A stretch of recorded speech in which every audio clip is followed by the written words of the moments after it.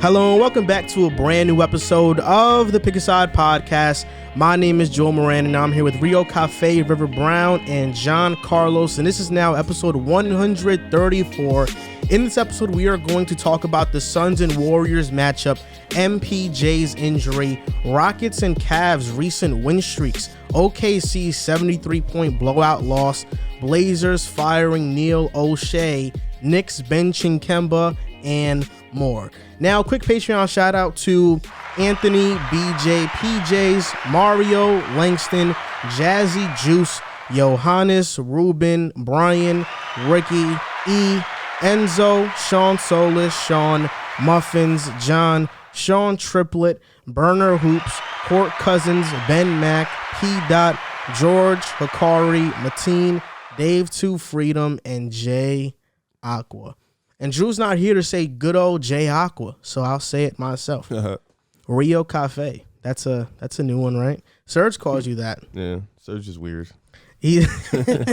Serge, yo, bro, that shit is funny as hell. Because before the show we were talking about it, you said that it sounds like a coffee spot, Rio Cafe. Yeah, it does. It does. It sounds like a coffee spot on Friends, like you know that like Central Park coffee, that main thing. Sounds like a coffee spot in South America, bro. Or Cafe Rio or Rio Cafe, one of those two.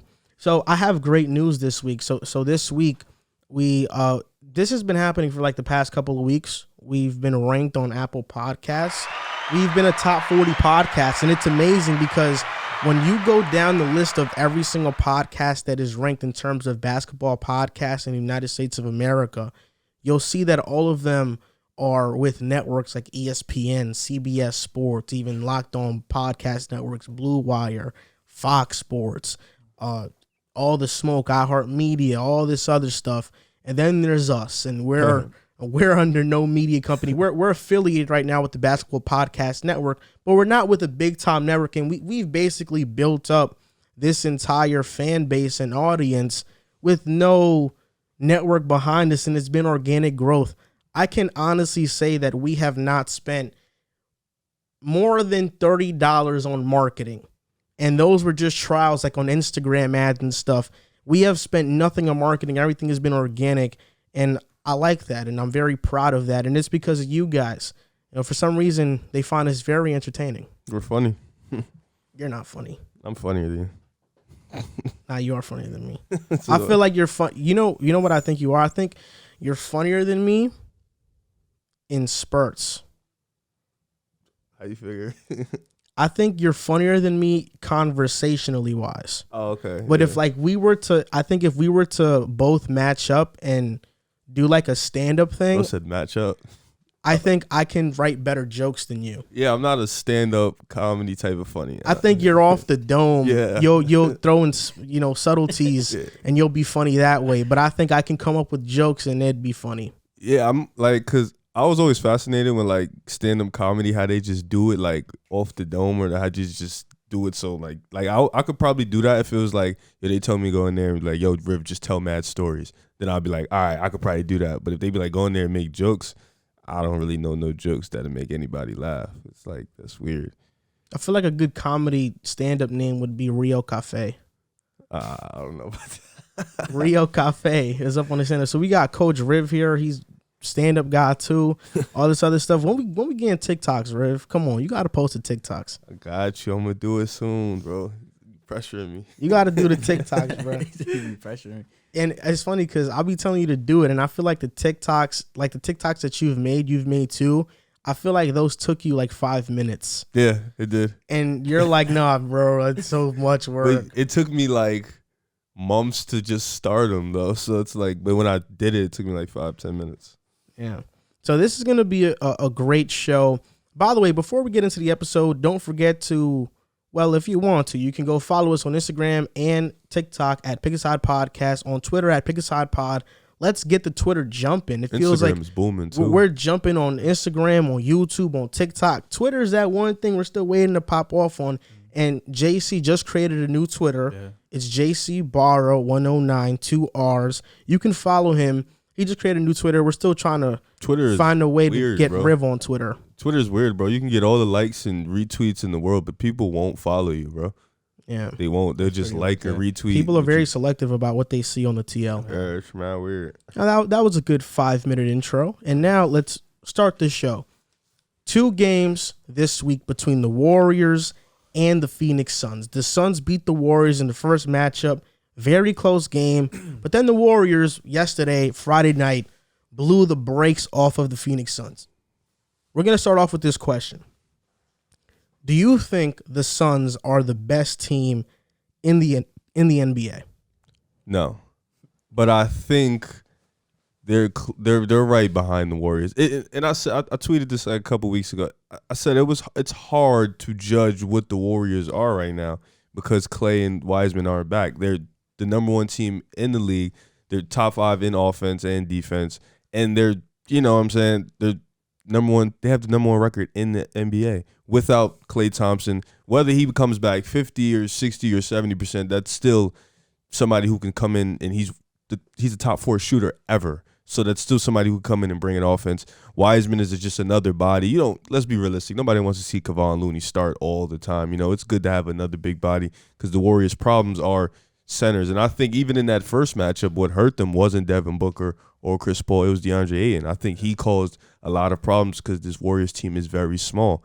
So I think a guy like Wiseman who can come in, he can stretch the floor a little bit, and he's a big body, that would help them too. So I think these first 2 matchups, I think it's hard to match. It's hard to, judge these 2 teams. I think Christmas will give us a better understanding if Klay does play of these 2 teams and if Devin Booker does come back because he's out with a hamstring injury. And even when he went out in the first game, the Suns went on a little run even without him. They looked like they were fine without him. But I think to judge these 2 teams evenly, we need Klay back.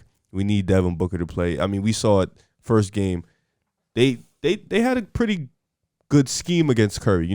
Make him tired, wear him out. There was a couple shots he missed. He came in, he just looked bad, but they had a great scheme. But then the next game, he came out, the team came out, and they looked much better. They blew them out. So it's like this Warriors team is dangerous, but I think with Devin Booker, this Phoenix Suns team, we're going to have a little bit more outlet. But I won't say they're the best team in the league, but they're definitely the second best team in the league. You don't think they're the best team in the league. Do you think that even with them winning 18 straight games, they went on an 18-game win streak, the most in franchise history, that they've been underrated? Yeah, I think throughout this run, even by me, myself, I think throughout this run, they've been slept on and underrated because of the fact that people still hold last year against them. And I think... Like you. Yeah, I just said, I said that me in the beginning. I know you wanted to throw that in there, but I already said that. I did that already. Bro pulled off an Eminem in 8 Mile. What he did in 8 Mile? Oh, he said problems that are wrong with him, so they wouldn't be used against him in the battle rap. Oh, Yeah. Tough. Gangster. I haven't seen 8 Mile mad long. Yeah, I think people definitely underrated that 18-game win streak. And I think just in general, people don't look at Phoenix as a threat, but I think we need to, like I said, me, myself included, we need to start paying close attention because this team is legit. This team is very dangerous, and this team is definitely one of the best teams in the league. I agree, for the most part. I think they're the second best team in the NBA, obviously behind the Golden State Warriors. But, to piggyback off what Rivers said, I mean, Klay Thompson, James Wiseman aren't back. Devin Booker wasn't really healthy. The last game didn't play. But I gained a profound respect for them because I was one of the people last year that were questioning their run, being that they beat an injured Lakers team, being that they beat a Denver team with no Jamal Murray because he tore his ACL, and then being that they beat a Kawhi-less Clippers team. So I was kind of thinking that their run was a little fluky. This year, starting off 1-3, getting on an 18-game win streak really opened my eyes for this team. Like Riv said, this team's top 5 in defense, offense. They've just been playing great basketball. And, like I said, I think that James Wiseman is really going to help the Warriors because they need someone down low to bang with DeAndre Ayton. DeAndre Ayton's kind of like statistically kind of regressed, but his impact is not shown in the box score. It's shown, playing in the game. He's good at rebounding the ball, good at setting screens. So I like this Phoenix Suns team. Monty Williams coaches them up really well. They're top 5 in three-pointers made. They're top 5 in a lot of team 8th categories. In offense. I said top 5. I shouldn't have said top 5. They're 8th in offense. They're number 3 in average margin of victory. So, I mean, this tells you that this is one of the best teams at holding leads and holding teams off. So, I do think that they're second behind the Warriors just because I think Klay Thompson's going to come back, and I think a lot of people are underrating how much of an impact Klay Thompson can have right away. I think that we're going to see generally the same Klay Thompson, maybe 85 to 90% Klay Thompson. I don't know if his defense will be there, but anytime you add somebody who was a very good perimeter defender to already the number 1 ranked defense in the league, and a career 43% three-point shooter is only going to help him out. So I still have the Warriors as the best team in the West and in the NBA, but the Suns, I mean, if you have them any less than number 2, I think you're crazy. What we've witnessed this past week between these two teams was the Western Conference Finals preview. This is going to be the Western Conference Finals, and I can't wait until Christmas. Christmas can't come any sooner because I am craving for this matchup. I want it like Hershey's wants milk chocolate. I'm craving for it.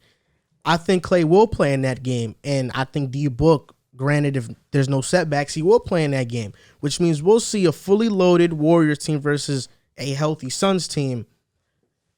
The Suns are a great team. I think Golden State is better. I don't think the Suns are the best team in the NBA. Golden State, to me, they have been flat out phenomenal. Before the season, I had the Suns as the first seed in the West. I had the Warriors as a second seed. Probably wasn't. I was high on the Warriors. They were my pick to make it out of the West, but I was still very high on the Suns. Yeah. I feel like this 18-game win streak was a FU to every single person who said the run was the fluke. Yeah. Last year was a fluke. Look at their playoff run. Oh, you beat Jokic with no Murray and MPJ playing bad. Oh, you beat the Lakers, but they were injured. Oh, you beat the Clippers, but the Clippers didn't have Kawhi. I mean, they still took the Bucks to 6. They were up 2-0, and I think if Chris Paul, you could see throughout the series, Chris Paul was a little bit hobbled. I think if Chris Paul doesn't get hurt, they probably close out that series. The key to the Suns beating Golden State, because ultimately they have to beat Golden State to make it to the finals. Yeah. The key for the Suns to beat Golden State is DeAndre Ayton. It's as simple as that. And in the first 2 matchups, he's played good. He's averaged 23.5 points, 8.5 rebounds, 2 blocks, but he's shooting 51% from the field. You want that to go up, especially as a big man taking mostly inside shots. I want him shooting at least 60% at the basket. But that was Ayton versus Golden State when they're small, with Draymond and Looney and even JTA getting minutes at the 5, or Bielitsa. So that's when they're small. When Wiseman comes back, that's going to be a bit different. Mm-hmm. The Suns have been great, but I am just not fully sold on DeAndre Ayton taking another big leap and being that X factor in that series.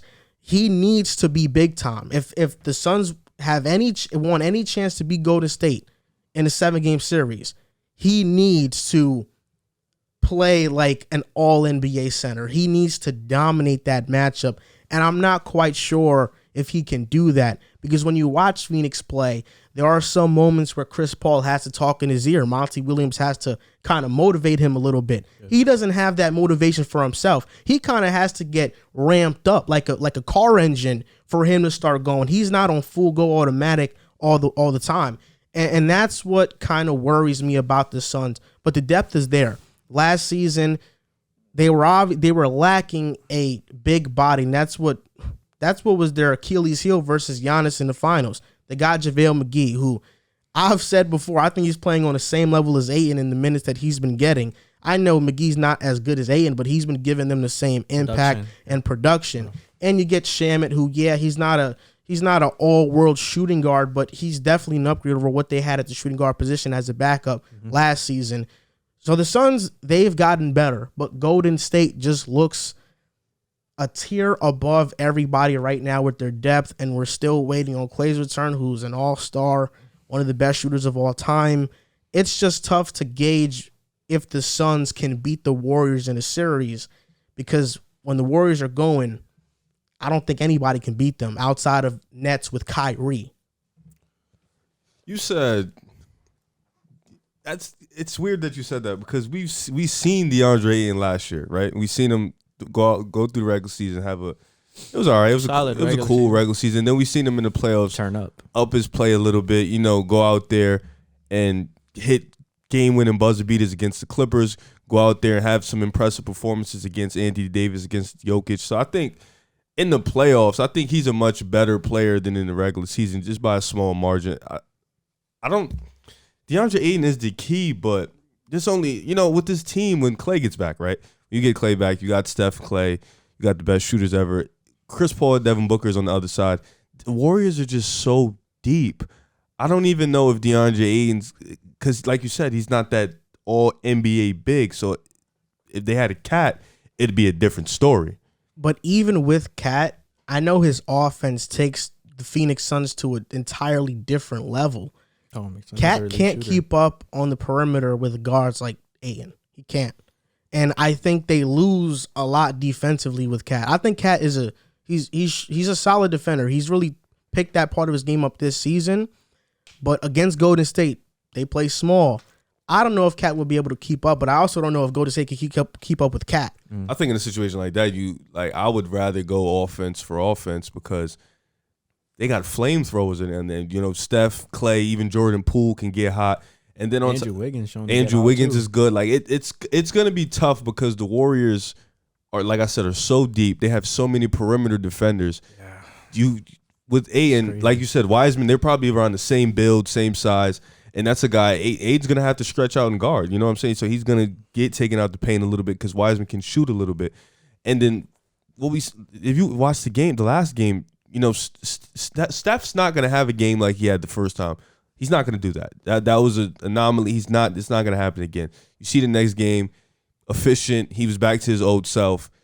Mikal had a wrist injury that he left with. I think he's the X factor. Even in the first game. And guarding Steph, absolutely. Even in the first game, Mikal was healthy. Steph missed 8 wide open shots. 8 of them. He missed 8 wide open shots. He's done it in playoffs before, though. Yeah, that's why I understand. It wasn't a whole Mikal Bridges thing. It was a team effort, and just Steph was just off that night. Steph was just off that night. So it was definitely Mikal. Mikal was the primary. It was the primary, but Steph was also missing shots. I know you want to give Mikal that 100% credit. I'm not giving Mikal credit. I want to give him Mikal 70% credit.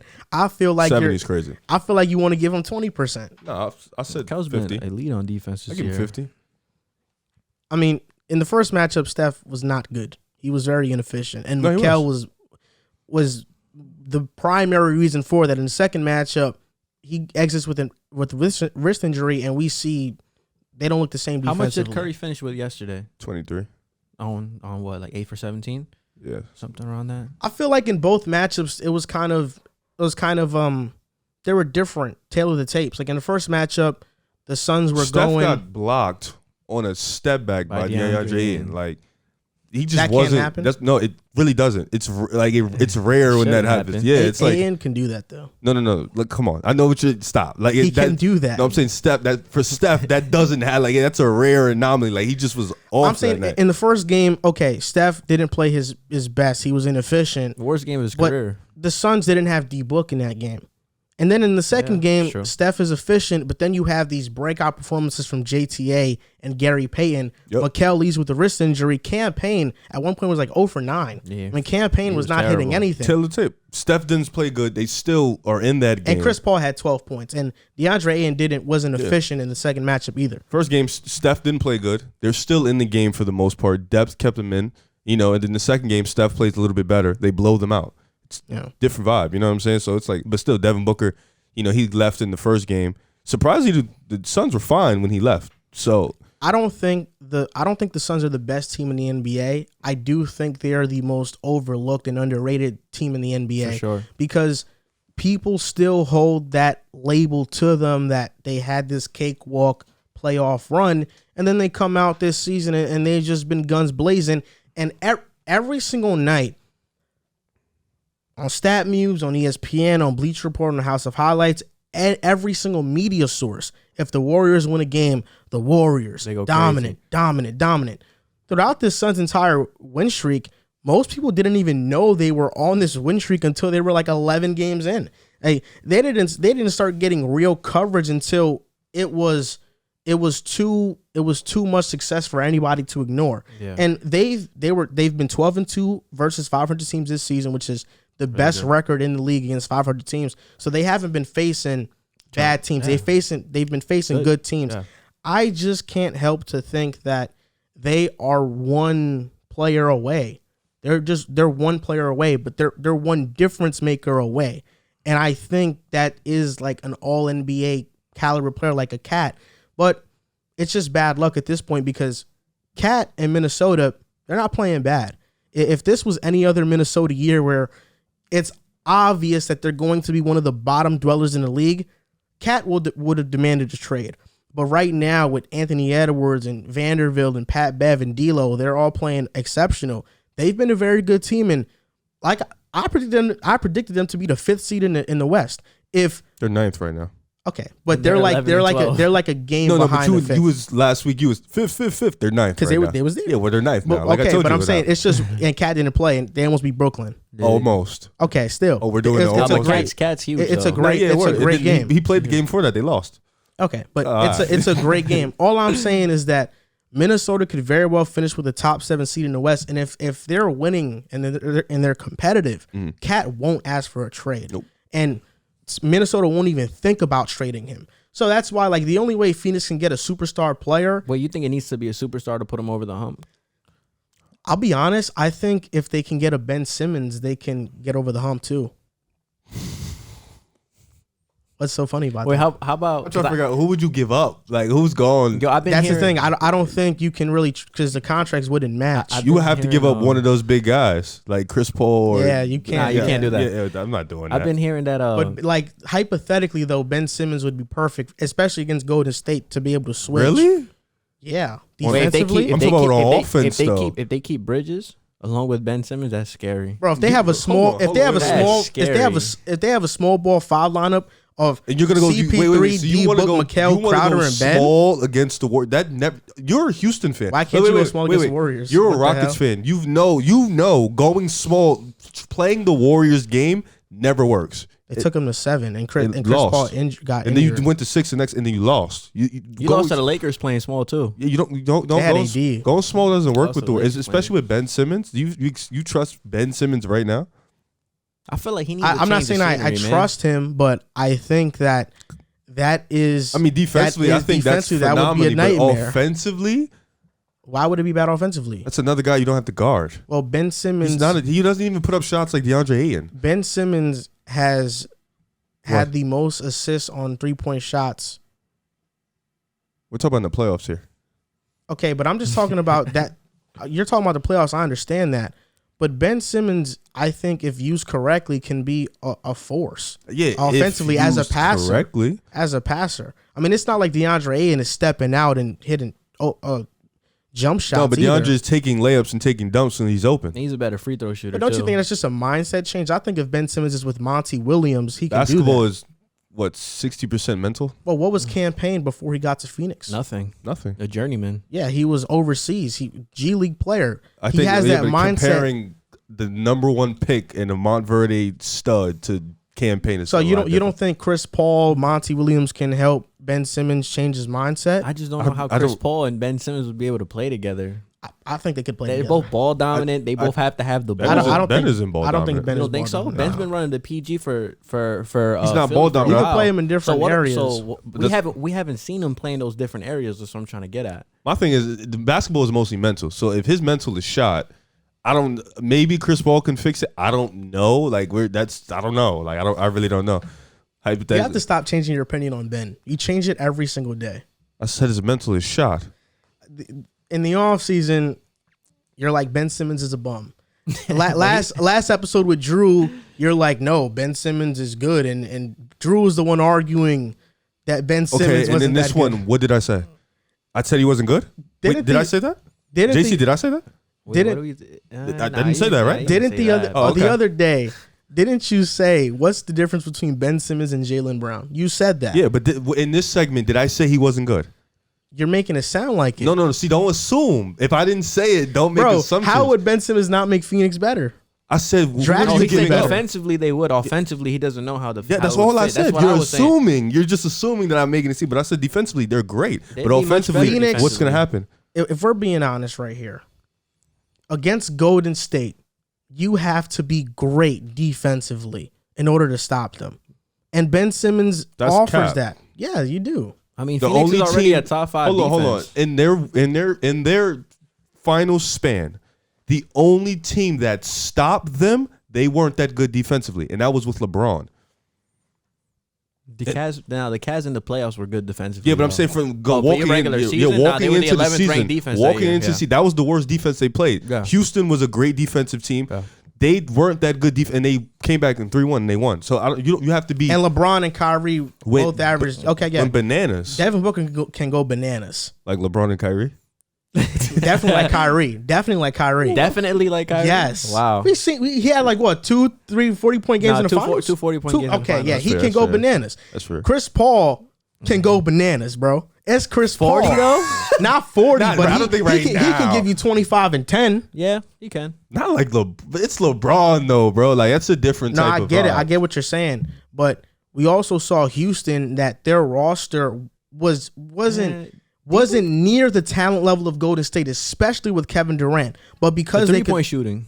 That's what kept them in. but because they could shoot, because they could switch 1 through 5, they were able to compete with them defensively. Chris Paul on JJ Redick's podcast even said that the reason we were able to compete with Golden State was because defensively our defense was so sound and we could switch 1 through 5. Yeah, for sure. And Ben Simmons, Ben Simmons is not this.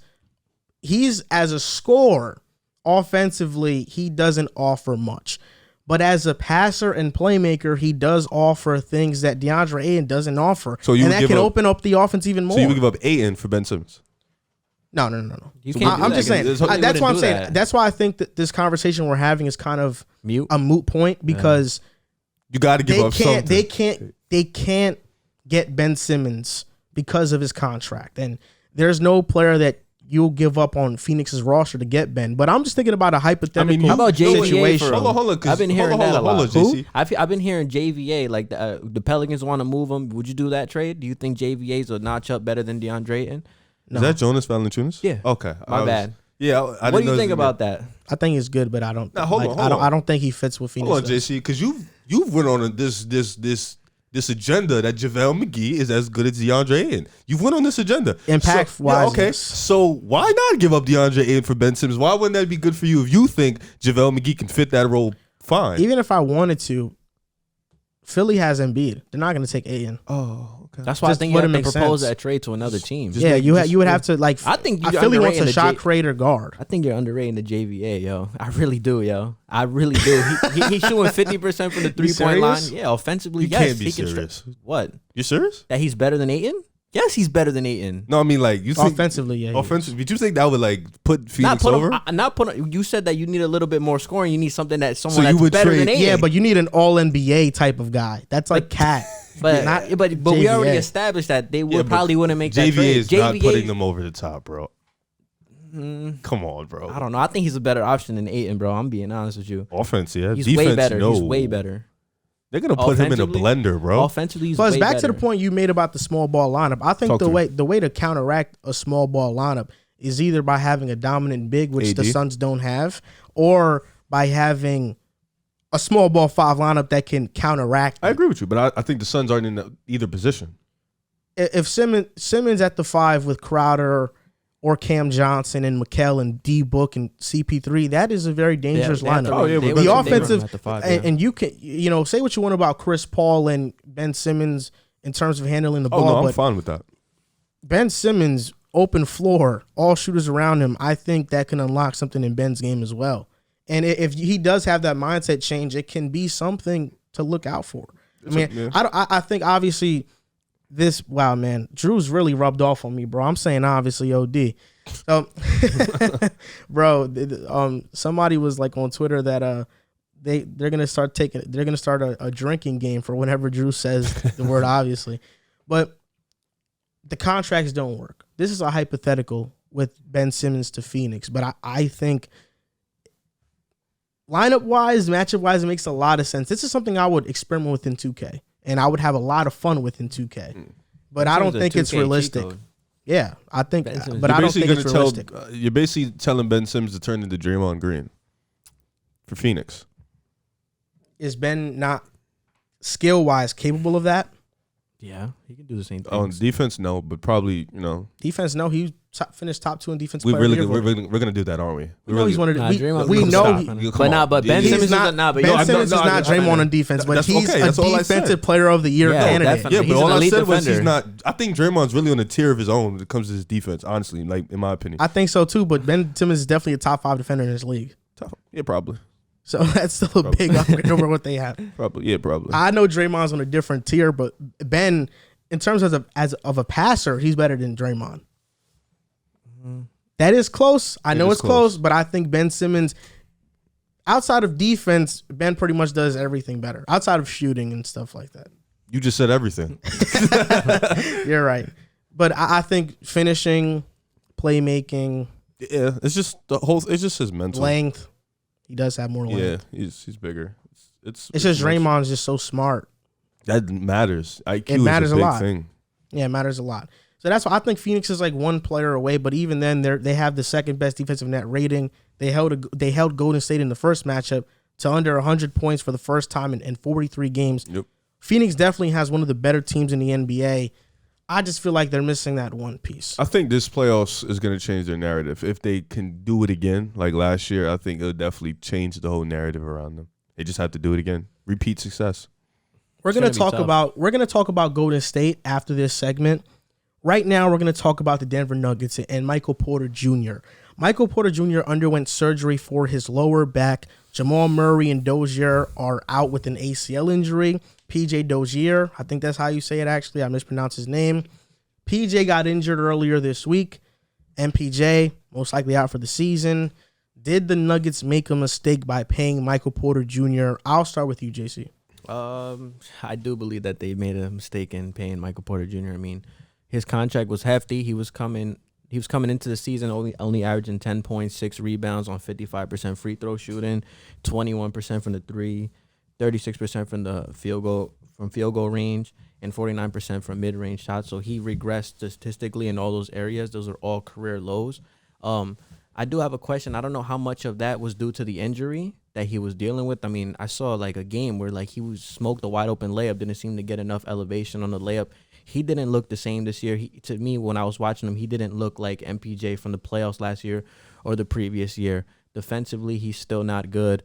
And then it's like, you know, Denver's a small market team, so they're forced to pay those type of players. But I think just judging off everything that's transpired this season, the season-ending injury on top of him not playing well, averaging career lows and everything, I think you have no choice but to say it was kind of a mistake to give him that type of money.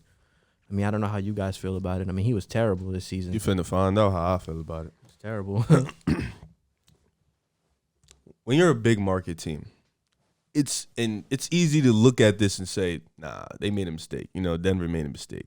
But teams like Brooklyn, teams like both LA teams, stars come easily. It's easy. Paul George, Kawhi to the Clippers, LeBron, AD, even Westbrook at a point to Lakers. Even before that, Kobe, Shaq, Magic, all these players. You guys, Kevin Durant, Kyrie. Even the Knicks, you were in play. You got Melo. You know, it's like you're a big market, the Mecca. Denver had to do it. You know what I'm saying? Denver had to do it. You can look at it as a mistake, even though MPJ's in his, I believe he's still in his rookie deal. If not, it's probably his first year of that contract. You can say it's a mistake. I don't think it was a mistake because at the same time, MPJ still has a buttload of potential. Yeah. And on top of that, Jamal Murray is not back. You know, MPJ was a third option. Then Jamal Murray went down. He kind of got thrusted into a role I just don't think he was ready for yet. He's still 23 years old. Mm-hmm. You know, he's still young. When Jamal Murray is there, he was putting up 19 a game, shooting 50, 40, 79. Like, that was his splits. He was an efficient shooter, a 6'10", long, lengthy wing. Yes, his defense is very, very, very suspect. The injury history doesn't scare you from him? He's been injured in college, been injured in the NBA. I think that factors into my decision. It scared them before, but a guy like that, you have to take him. You know what I'm saying? And even if so, Denver's not gonna get, you know, superstars aren't. They signed Aaron Gordon. Yeah, superstar. Well, they traded for him, but superstars aren't running to Denver. Like, Denver is not some place, and Denver's a nice place. You know, Colorado's cool, but nobody's running to Denver. Jokic is a great all NBA top 4, top 5 player. Nobody's going to run to play with him. No offense, you know, I would, but people aren't doing that. So they have to pay these guys that can potentially turn into superstars or all-stars even. And MPJ, whether he's not going to play this year, they weren't going to do anything this year. Jamal Murray, he's hurt. Jokic is carrying them. They weren't going to go to the finals or to the Western Conference Finals. Honestly, this could be a blessing in disguise. MPJ goes out for the year. Okay, this offseason we walk in, Jamal Murray, MPJ, let's get them fully healthy. Let's re-gear for next year. They're both still relatively young. They can continue to get better. We get this unit young. Jokic is still young. We retool and we get better. That's still a very dangerous trio. So it's like, I don't think it was a mistake. It's just a bit of bad luck right now. I still think they made the right move because at the same time, MPJ can be a superstar. I guarantee he'll definitely be an all-star at least. He just needs to obviously get better, and he's still relatively young. This wasn't a mistake. Denver didn't make a mistake by paying him. I don't believe that in the slightest. And because he's not going to make an All-NBA team this season, about $30 to $40 million gets written off his contract. So what should have been a $200+ million deal is now a 5-year, $172 million deal. Still a lot of money. There's no doubt. But like you said, he has a lot of potential. And last year, you mentioned with him playing with Jamal Murray, he averaged 19 on great efficiency. When he went out, he was averaging 24 to 25 a game on great efficiency still. In the playoffs, he didn't play that well. But in the regular season, when he had to step up as a second guy, he definitely did step up. Before the draft, the Clippers doctors said that MPJ probably would never play basketball again. And that's why they took Shea and they took Jerome Robinson and they let MPJ slip. And MPJ slipped to the 14th pick. His injury history is concerning. MPJ missed his lone season at Missouri because of back surgery. His rookie season in the NBA, he had back surgery. Now he has another back surgery. He's had 3 back surgeries in the last 4 years. Right now, Denver, with this current team, Jamal Murray going out with an ACL, MPJ, his back injuries, this is giving me flashbacks of Portland in early 2010 with Brandon Roy, his knee problems with Greg Oden, his knee problems. We were looking at Portland as a potential dynasty. I wouldn't say dynasty, but powerhouse. We were looking at Portland as a powerhouse with Brandon Roy, LaMarcus Aldridge, and Greg Oden. Last year, I think most people had Denver as the best young core in the league with Jokic, MPJ, and Jamal Murray. Jamal Murray can come back from his ACL. An ACL isn't what it once was. But MPJ's back injury, having 3 surgeries in the last 4 years, that is serious. And the Nuggets just remind me of a team that we might be looking back years from now and saying, man, if they all stayed healthy, they could have been special. They could have been a powerhouse. But injuries just ruined what could have been a great run. It's, what's crazy about that? You think about it. If that powerhouse Portland, if Brandon Roy and Greg Oden stay healthy, they probably never get Dame. They don't. Which means it's possible Dame goes somewhere else, blossoms, but then that could be a blessing in disguise. But that was the Nets pick. That's Dame crazy. would have went to us, yeah. We traded Gerald Wallace for him. Gerald Wallace had that 1 year, bro. We really traded Gerald Wallace for Dame, yeah. Yeah, I mean, Denver, they're in a tough spot, but I think, his back injury. That's concerning, man. You talked about the play where he smoked the layup. He came up limping after that. Yeah, I know. After that play, and that was versus the Rockets. You're right. This season, he's averaging 10 points, 7 rebounds, 2 assists. Yeah, he's been horrible this year. I think it possibly could have been because of the injury. Yeah, I think so, too. I got a question for you guys, though. MPJ's out for the year for Denver. Jamal Murray can return from his ACL injury, I don't think he but it's smarter for Denver to sit him out. Yeah. Should the Nuggets just sit out Jokic, too, and tank the season? They own their first round pick. What if they can land a Holmgren or a Boncaro or a Jabari Smith in the draft? I don't think it's a bad idea. I don't think Jokic should sit. Yeah. I'm not a fan of sitting my star player. I wouldn't do it. You don't think Denver should tank the season? Like you said, they should tank the season, but they won't tank the season. Denver's a small market team. They're not going to get big time free agents. But and in the draft, is there a chance to get a big time guy? There's also a chance to bust that new lottery. It's a chance they don't get in that top 5. Yeah, but it's a chance that they do. And I think you know more about the draft prospects than me. I don't know who's in the top 10. I only know like the main guys. But what if they can get, next year having a fully healthy MPJ with Jamal Murray, with Jokic, with Aaron Gordon, with a Jabari Smith or Boncaro? Like, imagine how we're looking at Denver. We're looking at Denver like, wow, this can be a potential team. Back-to-back championship team. This could be a dynasty. I don't know. I think I would probably try and tank the season. You think so? Yeah. I mean, they're 11-12 right now. They're not really going to be doing much this season. But even if Denver's a playing team, though, even if Denver's a playing team and they have some odds to get a high lottery pick, like let's say 14th, best odds to get a lottery pick.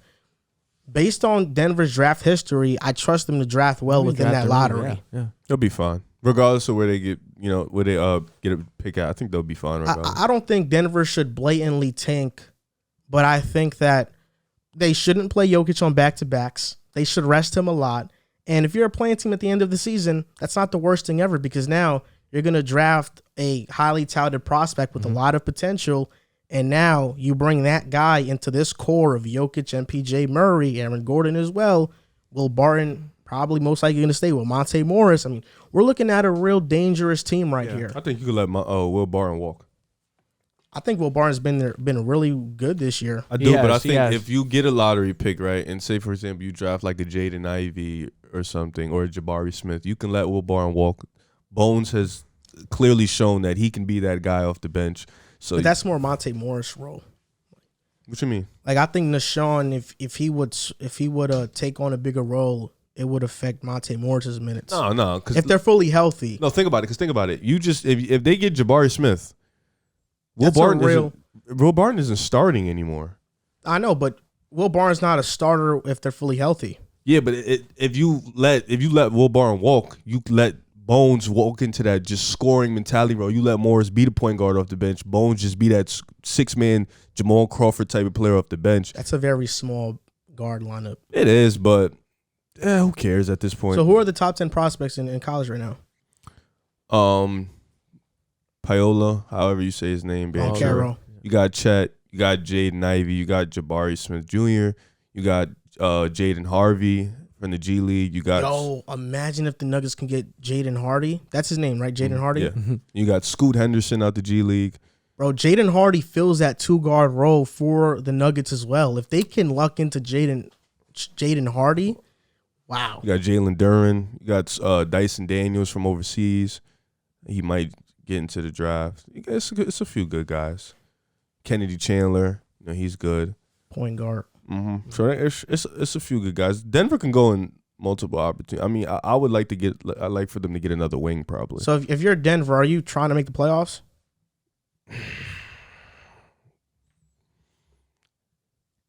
I'm just gonna try to be as competitive as I can. Yeah, because you still have Jokic. He's gonna do what he do every night. I would just try to be as competitive as I can. If we don't make the playoffs, I won't be mad though. It just makes sense for Denver. For example, the Clippers. It doesn't make sense.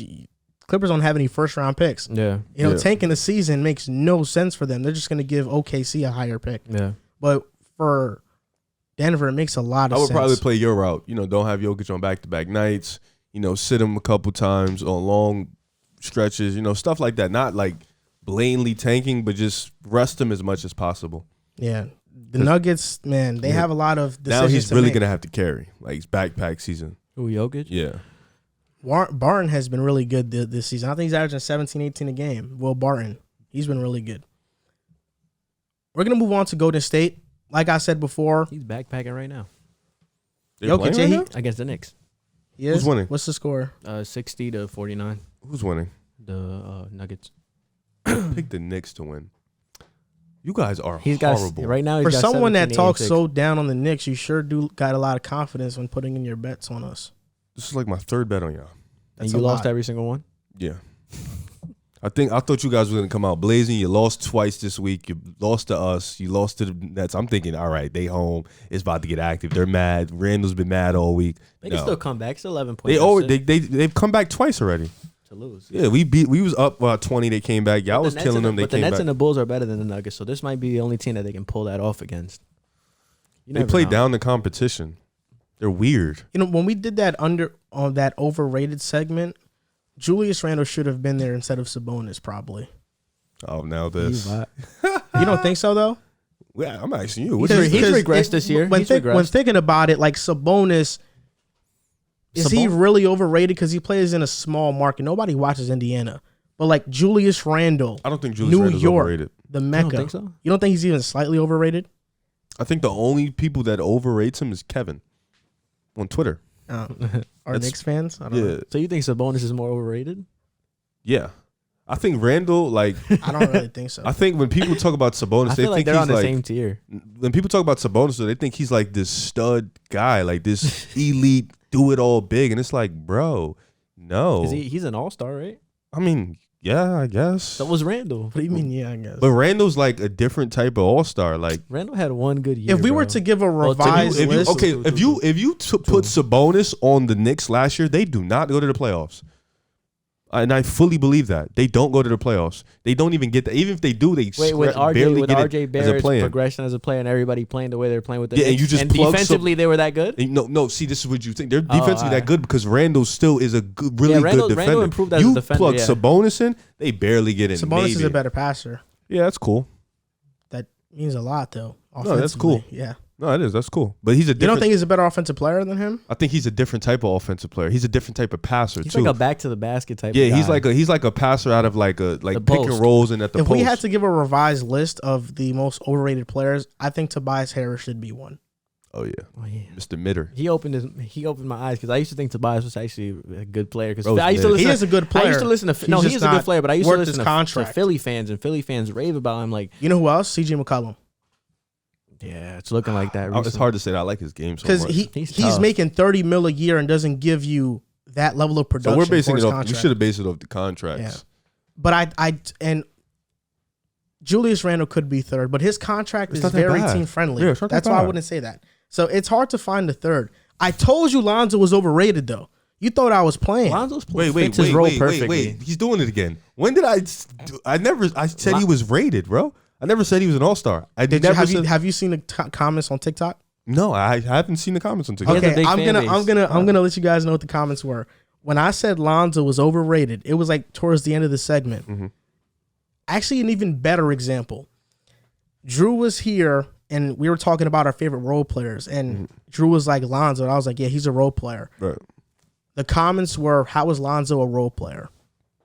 That's why I'm telling you he's overrated. But people don't think Lonzo is a role player. I think that. I'm not saying you think that, but I'm saying it's crazy how people really think Lonzo is an all-star caliber guy. His fan base is insane. Like people were really arguing, how is Lonzo a role player? How is he not? He's the fourth option on his team. No, he's for sure. He averages 12 a game. He's a really great role player, though. He is a great role player. Great role player. Fantastic role player. He's probably going to be one of the better role players in the league for years to come.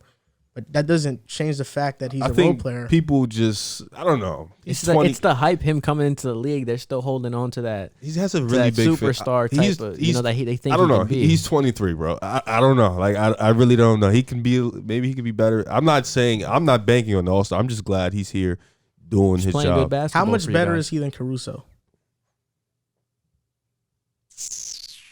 I think they're probably on the same tier, if I'm being honest. You don't watch Bulls games. You don't think they're on the same tier? Nah. Defensively, though, they're close. No, defensively, Caruso's probably better. That's what I'm saying. Caruso's a dog. Running and playmaking and all that. As a playmaker. Even as a shooter. Lonzo Ball's better. You're right. Yeah. But Caruso's been having a down year as a shooter so far. Caruso is spectacular 30, bro. this year. What does age have to do with this? Because Caruso is 30, Yeah. Lonzo's 23. Wait, are you sure he's 30? And he probably like 28, 29. But what does age have to do with this? Being question? as if Lonzo can be better than what he is. I right never now. said that. No, but you tend to put a cap on Lonzo's like. I think. No, you bro, have. I think. You've tended to I put a think cap. this but is who it's- he's gonna be. But that it's hard, it's funny for you to say that because Julius Randle became an All NBA player at 26. Yeah, He's been in the league That since was an 19. anomaly. That was an anomaly. But it can. Wait, but happen. Julius had an all-star level season with the Pelicans when he was 24. When No, was yeah, he averaging definitely 22, did. 23 But it's games. like Lonzo can be better. He just, you know what I'm saying? You got to wait and see. So He's there's no 23. cap on his ceiling. Yeah, he's 23. Bro, There's but no hold cap. up. This isn't a potential question. I just asked No, right right now, now, he's a role Caruso player. versus Lonzo. Are they not in the same tier of players? What's Lonzo's tier? I don't even know what Lonzo's tier is. Is Lonzo in like the DeJounte Murray tier? What the no? Thank you. DeJounte's He's not. better. Absolutely not. Thank you. Absolutely. So not. Odante's crazy. DeJounte's way better. I was telling him DeJounte was way better. No, Dante was Okay, this is a better question. If Caruso's starting instead of Lonzo, how much are you losing? They're both still on my team. Let's just say Caruso's a starter, Lonzo's the backup. What is there a big I just difference? can't see a world. You're losing. I can't see a world where that happens either. But I'm just trying to. We're just gauging where You're these losing. players are You're at. probably just losing the spacing at the moment. Yeah, Just the Lonzo spacing. was a 40% 3-point shooter, right? They still leave him open sometimes, though. I mean, Knicks were letting him take open threes. I don't know He was. why. I don't. Yeah, I he mean, was just missing. when you have Zach and DeMar, bro, you gotta just And leave Vooch. somebody. Yeah, you gotta Vooch leave was on somebody fire that open. day too. Somebody's got to be open. So. But that's what I'm saying. Like that's why I think they're like in the same tier of players. I don't know if one. I don't know think if Lonzo's slightly better. I mean, I one, think Lonzo's one guy, slightly better. One guy has been a backup for most of his career for a reason. So and one guy starting only because he was a second overall pick. that's not true though. he deserves to be a starter on the Bulls. Yeah, that's not. There's been. Well, don't do you're that. right. You're right. Yeah, that was But hate. That was hate. He's been He was starting. he was fake a marquee free agent. He started his first 2 seasons because he was a second overall. Yeah, but pick. after that, but he's he been- didn't deserve that. Those years he was awful. No, I agree, but he's a starter. He's been a starter for the Pelicans. And he's a starter for us for a Pelicans, he was reason. good. Yeah, you're right. You're Yeah. right. Yeah, I'm bugging. This You just guy. don't like But Lonzo, right? I just think Lonzo's overrated, bro. That's Everybody thinks fine. he's a star, where he's a role player. I don't know how he's. How are you a You fourth think he's on the option same? and not You a think role he's on the player? same tier as a Ricky Rubio? He's better than Rubio. Because you like Rubio. I love Rubio. I think he's better than Rubio. I mean, I've been hearing Lonzo fans say that he's better than Darius Garland and all this stuff. So Yeah, I that's can see where that ridiculous. overrated stuff that's comes. ridiculous. Yeah, people think DeJounte Lonzo's somebody he's Murray. not. That's not me. I just need you to Oh, know Dante It's not me. goes crazy for him. I know where Lonzo stands, and I'm fine with where he stands. The Golden State Warriors, we talked briefly about them when we did the Suns segment, but we're going to talk about them and give them their own topic because they deserve it. They've been the best team in the NBA. And Klay Thompson and James Wiseman haven't even played for them this season. They're 19-3, first in the West right now. Warriors beat the Suns, blew them out on Friday And night ended the streak. after losing 104-96 on Tuesday. Series is now 1-1. Christmas game coming up. Klay probably is playing for that. They've won their 11th straight home game by double digits. And Klay Thompson, James Wiseman, they were brought to the G League, the Santa Cruz Warriors, and Klay Thompson hit a game-winning 3 in the scrimmage. And Wiseman is it's going to take longer for him to return than Klay. Klay is going to return before him. Klay is much more further along. But how dangerous will this Warriors team be once Wiseman and Klay come back? Riv, I know you on Twitter before have said that you don't know where the Warriors' true ceiling is until you see those players come back. I don't know if you mean it in a positive way or in a negative way. Do you see any scenario where they can get worse with these two? Because I don't think so. I think Klay, no. I think what it like with Wiseman, it's because when he came in, he played 2 college basketball He games. was raw. Yeah, he came in. He didn't play ball since then. He was raw. He was just going through training, and I don't like the idea of just training for a year and then going into the league. Like you have to have some type of game time experience. He came in. When he was in the lineups, the Warriors weren't that good. Steph was bad when he was playing with him. Oubre, Wiggins, like they just were bad when Wiseman was in the lineups. But that was because he hasn't played ball. He was still raw. He was still a rookie. When he comes in this year, he's gonna be a little bit more advanced, but it's still we want to see what he's gonna look like. Can he be able to catch the ball consistently? Is he gonna be able to have that soft touch around the rim? Can he bang with bigs? He is a big body, but can he use his strength? So I think with Wiseman, he's the one guy that can affect him positively or negatively. With Klay, there is no negative. Yeah. He's going to come back. He's going to shoot the lights out. May not be as great defensively, but that's why you have Wiggins. Wiggins is a really great all-ball defender. You still have Draymond. This team is number one defense in the league. You have GP. Klay doesn't have to come back and automatically be that all-NBA defender that you need him to be. Best player, doesn't have to. Wiggins is there. Klay can guard your second or your third. So with Klay, it's nothing but positive. I just think right now, with Klay come back, you know, Jordan Poole's going to now come off the bench. What is that going to do for his progression? Anyways, Draymond already told you. It's stupid. But what is that going to do for Jordan Poole's, you know, progression? How is that going to affect him? But I think overall, like, you can't look at Klay coming back and think it's anything is a negative. For Wiseman, it's just a little tweaks in the system. Like, what's he going to do for this team? Is he going to make them bad or worse? But other than that, I think this is going to be great for them. You know, getting Klay back in that building. Getting Klay back for Steph and Draymond. They love playing together. Finally, I've been dying to see Klay. Yeah, we haven't seen Klay play in 2 years, you know, so it's great for basketball. And it's just, you know, this just makes me happy because Steph is just going to get another ring. So it makes me extremely happy. So I'm excited to see these guys play. JC, you had the Warriors as the 5th seed in your Western Conference preview rankings. I didn't. Yes, you did. I had them anywhere from 1 to 3. No. It was 4th. Nah, gang, you did not have them top 3. 5th, I have Dallas. I had Dallas. Well, you didn't have them top 3. Yes, I did. It was L.A. I don't remember that. I remember you were low on Golden State. Oh, yeah, but you saw the next video and I saw them play. I was like, okay, I changed my mind. Oh, okay. So, you know, how much have they surprised you this year, and how dangerous are they going to be once Klay and Wiseman come back? I mean, it's been a huge surprise. I mean, this is a team that got bounced out in the play-in last year with relatively, you know, the same roster other than like Bielitsa and everybody. But Jordan Poole's emergence, him becoming a better scorer, ISO scorer, fitting the system well. You sign these good players like Bielitsa, Steph Curry. I mean, This is a team that's like average is number one in average margin of victory in 13, which is ridiculous. They're number one in points per game. They're number one in 3-point percentage. They take care of the basketball. This is a team that's just like a well-oiled machine. Their system's been playing really, you know, it's been benefiting them. I think the addition of Klay Thompson is only going to help. This is a guy who obviously is a 3-time champion.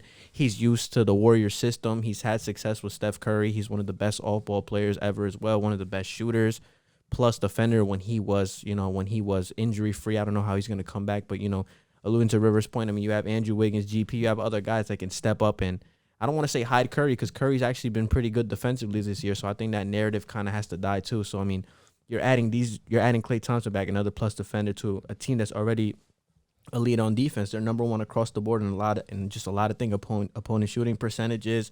And, you know, I saw a stat that, like, I thought the Nets were the best third quarter team in the NBA until I saw that the Warriors were number one in third quarter until I actually watched them play. But they're number one in the third quarter. They're number one in the fourth quarter. So they're blowing people out and holding people to, like, I mean, in the third quarter, they hold their opponents to 22 points per game. In the fourth, 20. Like, that's ridiculous. You're adding Klay Thompson back to that. James Wiseman, like I said, when I saw him, he was raw. You know, he looked like he needed, like, that extra time to be playing in college to get acclimated to the game. But I mean, he was a number one overall pick. He has just a boatload of potential. He was number 2. Pardon me. He has a boatload of potential, and the Warriors right now are having success with Kevon Looney. So if James Wiseman comes back and he's underwhelming, you can always plug in Kevon Looney, who knows the Warriors system well, and he's a solid center. He's nothing crazy, champion from starting a team. But you want James Wiseman to fill that void. But I mean, getting those two guys back with this unit, I just think that this team is ridiculous. It's going to be crazy when Klay comes back. So you did indeed have them 4th. You had Jazz, 4th. Lakers, Yeah, I Suns. I know I did. Yeah, You said 4th. 5th. You tried to violate me. You had them 4th or 5th. I was like, but time out. Could y'all hear me out though? I had the Lakers. This is the season just before we knew anything was going on. No, we can't hear you because we had them top 2. Yeah, we knew Golden State was gonna be nice. No, but listen though, I had the Lakers. Obviously, LOL. I was wrong. I had the Jazz. Good regular season team. I think before you go, the Suns. I don't think that's bad. The Jazz are getting overlooked right now. We haven't talked about them, but we got to talk about them soon. They can give the Suns a run for their money too in the series. You had the Lakers at 1. What's wrong with that? What's wrong with it is and now it looks stupid. Now he had the Jazz at 1, Lakers at 2. Yeah, you had the Jazz at 2 because you just solely put your emotion into LeBron. No, you put your emotion into LeBron. I mean, So it was LeBron, Rev, AD, and yours Westbrook. was Suns, Jazz, Warriors, Lakers, Nuggets, Clippers, Blazers. What's Mavs. What's mine? Yours was Jazz, Lakers, Suns, Warriors, Nuggets, Mavs, Clippers, Grizzlies. What's wrong with that? Mine's was Suns, Warriors. I'm gonna get the top two correct if the Suns are better than Warriors. Well, I yeah. had the Suns, Warriors, Jazz, which they're the best three right now. I had the Lakers at 4, the T-Wolves at 5, 6 Nuggets, 7 Clippers, and 8 Mavs. What was mine again? Yours was Suns, Jazz, Warriors, Lakers at 4, Nuggets 5, Clippers 6, Blazers 7, Mavericks 8. So we both have the top 3 I had Dallas 5th, you said, right? because we both Yeah. have Jazz, Suns, Warriors in our top 3. No, you had the Mavericks 6. Yeah, we both had the Suns, Jazz, Warriors. You top guys, three. you two guys, man. How? Silly rabbits. I mean, could you blame me? It was a healthy Lakers team coming you back were emotional. with LeBron James and Russell Westbrook. It It's was not too even- much. It was too much emotion it's to not that. emotion. It's Nah, just it was. no, mine was just viewed off paper. Off paper, I On mean, paper, they didn't look good. with Westbrook, LeBron, and AD. See what you're doing? It's But emotion. but it's emotion. How's that emotion? That I'm solely looking at. Westbrook's how an it's been on 83 pa- overall in 2K. Yo, that's disrespectful, bro. He's been playing good. Yo, how is he an 83 now? I think they did. Yo, have you seen his foul him a last? little bit. Have you guys seen his Nah, last he's been 8 good. games? He's been good. He He's been should have good. definitely got a roster update. You got to think about it though. He's Before like them an 8 86, before them 85. he probably dropped But this is a Warriors topic, and I didn't Wait, give where my did you have take the over Lakers? it. 4. Really? Did I have them 4? I had them 4 too. And him too? 4 or 5, one of those two. Oh yeah. wow, you guys weren't high on them at all. Yeah, I wasn't very high. I mean, at least I didn't say they was going to win 65 games. But this is a Warriors topic. I haven't given my take on it yet. Yeah, I think with Klay and Wiseman, this team is just supercharged. I don't know how any team's going to stop them in the playoffs.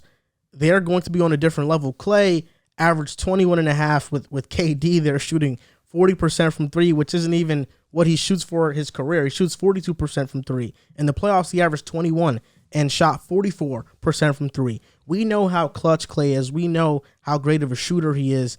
Despite his injuries, which are concerned, his shooting will be there. His defense, it's going to take him some time, but I think it's going to come eventually. Me too. And you're right. When I talked about Jordan Poole and Klay, I disrespected Klay. OD. And Draymond has talked about that because I've watched Draymond interviews. He says Klay has heard all the disrespect. So I wouldn't be surprised if Draymond showed Klay the clip of me saying he should come off the bench, and Klay's just more fueled off that. Like, who is this guy? Yeah, that's awesome. No, I mean, I don't root for players to fail. I hope Klay comes back and he's great. One of my faves. When we talk about teams, we often talk about players and we talk about their impact, and deservedly so, because I think they deserve a lot of the credit. Something that's getting overlooked here is the guy who's taken charge of their defensive scheme, of their coaching, Mike Brown, who was with the Cavaliers, came from the Greg Popovich tree, which is known for great defense, with the Cavs, made the finals with LeBron and Zindris Ilgauskas, Drew I Gooden. think he has like 3 number 1 seeds. No, that was Mo Williams wasn't that. Yo, that they were the number one Eric defense Snow. then too. Eric Snow, Larry Hughes, LeBron, Ilgauskas, and Drew Both came Gooden. after. People They always made the finals, but no, right? No. right? people always talk about how LeBron carried that team, and he did. There's no doubt. Defensively, But he didn't. I know he did, I was about to and that's say. what I'm saying. Defensively, Tuh. that's why they made the finals, because they were Yes. that great defensively, and Yes. that is Mike Brown. Even against Mike the Spurs. Brown has been great defensively. All close games, low scoring games. Last year, Jaron Collins took over their defense, but this year it's Mike Brown. Even though Mike Brown has been on the staff for years now, this year 99.8 defensive rating, the best for the best defensive rating the Warriors have had like in decades. I mean, this is next level stuff. And an interesting thing that I found out about Mike Brown, because I read this article from The Athletic from Tim Kawakami, who's probably a Warriors beat reporter, and he interviewed Mike Brown. And Mike Brown said a lot of interesting stuff. For one, the Warriors have defensive awards that they give out game to game, and they also give out a monthly award. He doesn't give those awards to Wiggins or Draymond. He doesn't give it to Draymond because he's like, your award is DPOY. You need to worry about that. He made that for guys like Curry and Jordan Poole and Bielitsa and all these other guys to step up defensively, and it gives them incentives to play defense. Motivation. And you can see everybody on Golden State is bought in defensively. And I think Mike Brown has a lot to do with it. He's a really passionate guy. Draymond has talked about his passion and how when they do defensive drills, his eyes are almost popping out of his sockets because he's so amped up about doing it. And Brown also talked about Wiseman. After the Suns beat Golden State on Tuesday, Mike Brown said, I was really surprised with DeAndre Ayton's perimeter defense. And that has excited him for James Wiseman because he said James Wiseman is bigger. He's more athletic. Yep. If Wiseman can understand the system defensively, he can be He's longer too. A menace. And Mike Brown has talked about how much it's going to mean for James Wiseman to develop into that because he can be, maybe he won't give them Andrew Bogut minutes. Maybe he can give the Festus Ezeli minutes, and that would still be huge back in 2015. But if James Wiseman is further along in his development, we're talking about a guy who can switch on the perimeter. We're talking about a guy who has great length. We're talking about a guy who already has an NBA body at his young age. I mean, this defense can be on another level with Wiseman. And he's talked about Klay. He said that Klay is going to take a while to get into the gist of things, but with these defensive incentives and the new player of the months, I think Klay Thompson, once he gets back, his first goal is to win a defensive player of the month award on the Warriors and try to prove to people that he can still be a great defender. And then you talk about Steph, Klay being great on defense, Wiggins being a lockdown defender, Draymond Green being one of the best defenders of all time, and Wiseman, if he can figure it out, I mean, this team is next level, and it's going to be fun to watch. And with the new rules, I think Klay will be able to figure it out a little bit better because now you can get a little bit more physical. So he'll be okay. And, with Wiseman, this is why he was the number 2 pick. And I'm not saying that I'm not comparing both of these guys, but he literally is just as long as Evan Mobley. And he's probably more athletic than Evan Mobley. And he's bigger than Evan Mobley. This is why he was the number 2 pick. He's just as agile. He's longer. He's stronger. And he's bigger. Like, Evan Mobley's skinny. Granted, he's different. He's not comparing them as a player, but from Tim Duncan. Yeah, from a size perspective, James Wiseman is literally bigger than Evan Mobley with his size. So it's like, this is why he was the number 2 pick. He can really be a game changer. So it just depends. Like you said, Mike Brown, if he can get it in his head, if he can understand the system, you got guys. Now you can literally switch 1 through 5 with a big out there, just like what Cleveland does. They switch 1 through 5. And you can now do that with Draymond, Wiggins, Klay, and Wiseman. Even Steph now. Steph is over there guarding superstars sometimes, and he's holding his own. Now you got 5 guys that can do it. It's crazy. I think the most interesting part about Golden State is that their team is well constructed all around and can play different based on the matchup. And that haunts teams a lot. For example, the Utah Jazz, they're a prime example. They play one way, and when a team like the Clippers goes small, they have a lot of trouble because they can't match that lineup. Golden State, if they have to go small one game, okay, Bielitsa, you'll be our 5 off the bench. You can have Otto, JTA, Gary Payton, Jordan Poole off the bench once Klay comes back, James Wiseman, Kayvon Looney. I mean, Golden State is legitimately 1 to like 14 deep, and they can play so many guys. This is the deepest team in the NBA, and I don't see how they don't make the finals. Like, I think they're gonna win the championship if Brooklyn doesn't have Kyrie. And at this point, it doesn't look like Kyrie's coming back.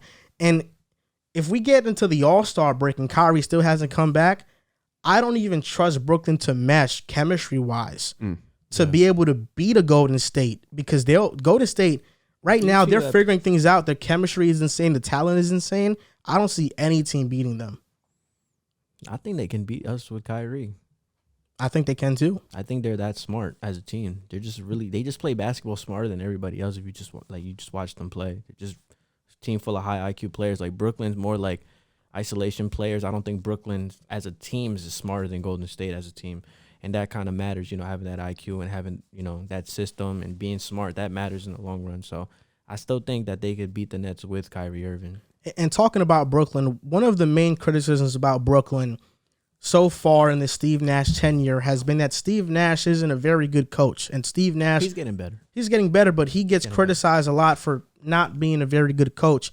And it seems like Hall of Fame point guards that transition into coaching usually aren't that good. Jason Kidd was an example who he's been better with Dallas, of course, Steve Nash, and now Chauncey Billups with Portland. It's way too early to write them off. But right now, Portland has some problems. Neil Olshey, who was their president, GM, basically ran the entire organization. He got fired for workplace misconduct. And before the season, in the offseason, he said that this is the best roster he's ever assembled around Dame. And the big-time moves he made was Cody Zeller, Tony Snell, and Larry Nance Jr. You know, I can't believe he said that shit. I thought that year they went to the WCF, that was their best roster. When they got swept? I thought last year's was the best roster. That one too, but I thought When they got swept by Curry? Yeah, I thought that was because they had Seth, Nurkic was playing good. That was a really good. I like that team. They were beating the Warriors by double digits they were every game. Yeah, But I really like that. That team was just more exciting to watch. Last year was a really good team too. I thought Robert Covington, this illusion that he still is a great defender, that's probably done now because this dude, I don't know what's wrong with him. He used to be really great on defense, and he just. The Blazers are 11-12, and they have lost by 31 to the Spurs at home, 30 to the Clippers, a 29-point loss to Denver, collapse against Sacramento, and a 22-point loss against Utah. And you mentioning Covington segues perfectly into this. Chauncey Billups admitted in a press conference post-game publicly that Covington can't guard the perimeter. He's admitted that. He's admitted that we don't have a lockdown guy. We don't have a perimeter stopper. And this is a conflict because Chauncey Billups, he knows. When he got the job in Portland, Chauncey, he wants to do three things. And in his press conferences, he has said repeatedly that he wants these three things to change in Portland. He wants them to stop being so isocentric. He wants them to move the ball better. He wants better effort. And he wants defensive intensity, and he wants Portland to be a good defensive team. So right now, Chauncey's trying to change around their defense, their effort, and how they play offensively. But so far, it hasn't worked, and I don't think it's a testament to Chauncey. I think the roster just isn't constructed in that way. Dame can't play defense. CJ can't play defense. Covington is not a good on-ball defender. He's a help defender, and even then, he's up and down. Norman Powell is 6'3", playing small forward. He's all right, though. And Nurkic, Nurkic at one point was a great defender. Now you see it in spurts because of his injuries the leg injury he dealt with. It's hard to recover from that, and he still hasn't fully recovered. Nasir Little has been good though. Nasir Little has been a pleasant surprise. So that begs this question: how does Portland get better? How do they move forward? Oh, the Neil Olshey thing, I do. Misconduct thing, sad, unfortunate situation. Hopefully the workers, prayers out to them. But for the Blazers, I mean, how do they get better? We've been talking about them blowing it up for probably 2 years now. I mean, is it the time to do it now? Yeah. I said it, and it's crazy. I said it when they lost to Denver. I think we all agreed it's time. That was a series they should have won. No Jamal Murray. You're clearly the favorites, and this is the second time this happened where you walked in as the favorites and you lost to the lower seed, one being against the Pelicans. Granted, there is no granted. You lost. This one last year, you lose. Dame put on a show. His teammates did not help him. But at the same time, you should have blew it up last year. And I'm high on Chauncey, but I'm very emotional about it. That's just from emotion. I like Chauncey. I just want him to succeed. That's just an emotional thing. From a analyst perspective, the team isn't constructed the way he's looking at it. He wants to make this Detroit. I can see it clear as day in the way he's talking. He wants to bring this back to Detroit days where his team was very ball movement. They were a great defensive team, and their culture was just different. They had a mindset to play for each other every night. You saw the effort every night. Whether even they're getting blown out, you saw the effort every night with that Detroit team. There was no egos on that team. There was everybody playing for each other. And I think he wants to bring that here. And I applaud him. And I think the one way they can do it is they blow it up. Yeah. Nasir Little, is that how you say his first name? Nasir Little. Thank you. Nasir Little and Fernie Simmons, they've been a pleasant surprise. They've been good. Obviously, you keep them. Anthony Simons. Thank you. Anthony Simons. You keep them. They're the young guys. Okay, you keep those two guys. Nurkic, Powell, Dame, CJ, you have to go. And I said this before, but Knicks fans laughed at me. Dame to New York can happen. It should happen. It's a possibility. Now it's looking real possible because RJ Barrett isn't what they thought it was. Now it's looking legit possible. Like, you should make that move now. I think the time to make the move now. Whether it's Dame to New York, which I think should be better. I want to see Dame in the Mecca because that's just like OD. Or Dame to Philly. You know, maybe it's now time to pull that trigger for Ben Simmons and start anew. You want a guy who can play defense? There he is right there. You want a guy you can possibly change his mindset? Whatever, let's try it. You have nothing to lose, literally. You know, make that move. CJ, you could probably get a first-round pick out of CJ somewhere. I mean, you know, he's a bucket. You could probably, maybe. He's getting paid $30 million. Oof, you got to figure that out. I mean, CJ for Buddy Hield and a pick? Maybe? No. I actually have, you bringing up that RJ Barrett thing actually brought up an interesting scenario in my head. First of all, CJ is getting paid $30 million. He's getting paid more than CP3, Jokic, Brandon Ingram, Donovan Mitchell, Jason Tatum, Jaylen Brown. And this contract is until the 23-24 season. Oof. So any team who takes on CJ's contract, they're going to take it on for a while. In the offseason, Philly proposed a trade to Portland, Simmons for CJ. And Portland gives a lot of picks up. Philly wouldn't want to. I think Portland doesn't want to give up the picks. Yep. Maybe they can give up maybe a few, but not the boatload Philly was asking for. What if Portland trades CJ to Philly for Ben Simmons and they trade Dame to New York for RJ and OB and picks? You have to get the picks back. So, and then the team can be Anthony Simons, Ben, RJ, Nurkic, and Covington. Whatever Covington got to go too, yo. You know, Covington has to go. His contract is up this year, so they could just let him walk, like gradually leave the building and never come back. Covington sucks, bro. Oh my goodness. Yo, Portland has to get young. Portland has to either get young talent or they have to get picks back. Yeah. Or they have to. Well, they probably should maintain their next year pick because they're gonna suck. This year's they could probably give it up. I will say this: I don't think the Knicks should trade Obi though. I just don't want them to trade Obi. I get it; it's for Dame. Well, you have to match contracts, so Fournier is probably gonna have to go. Yeah, I think that would make a lot of sense. What if we trade RJ Fournier?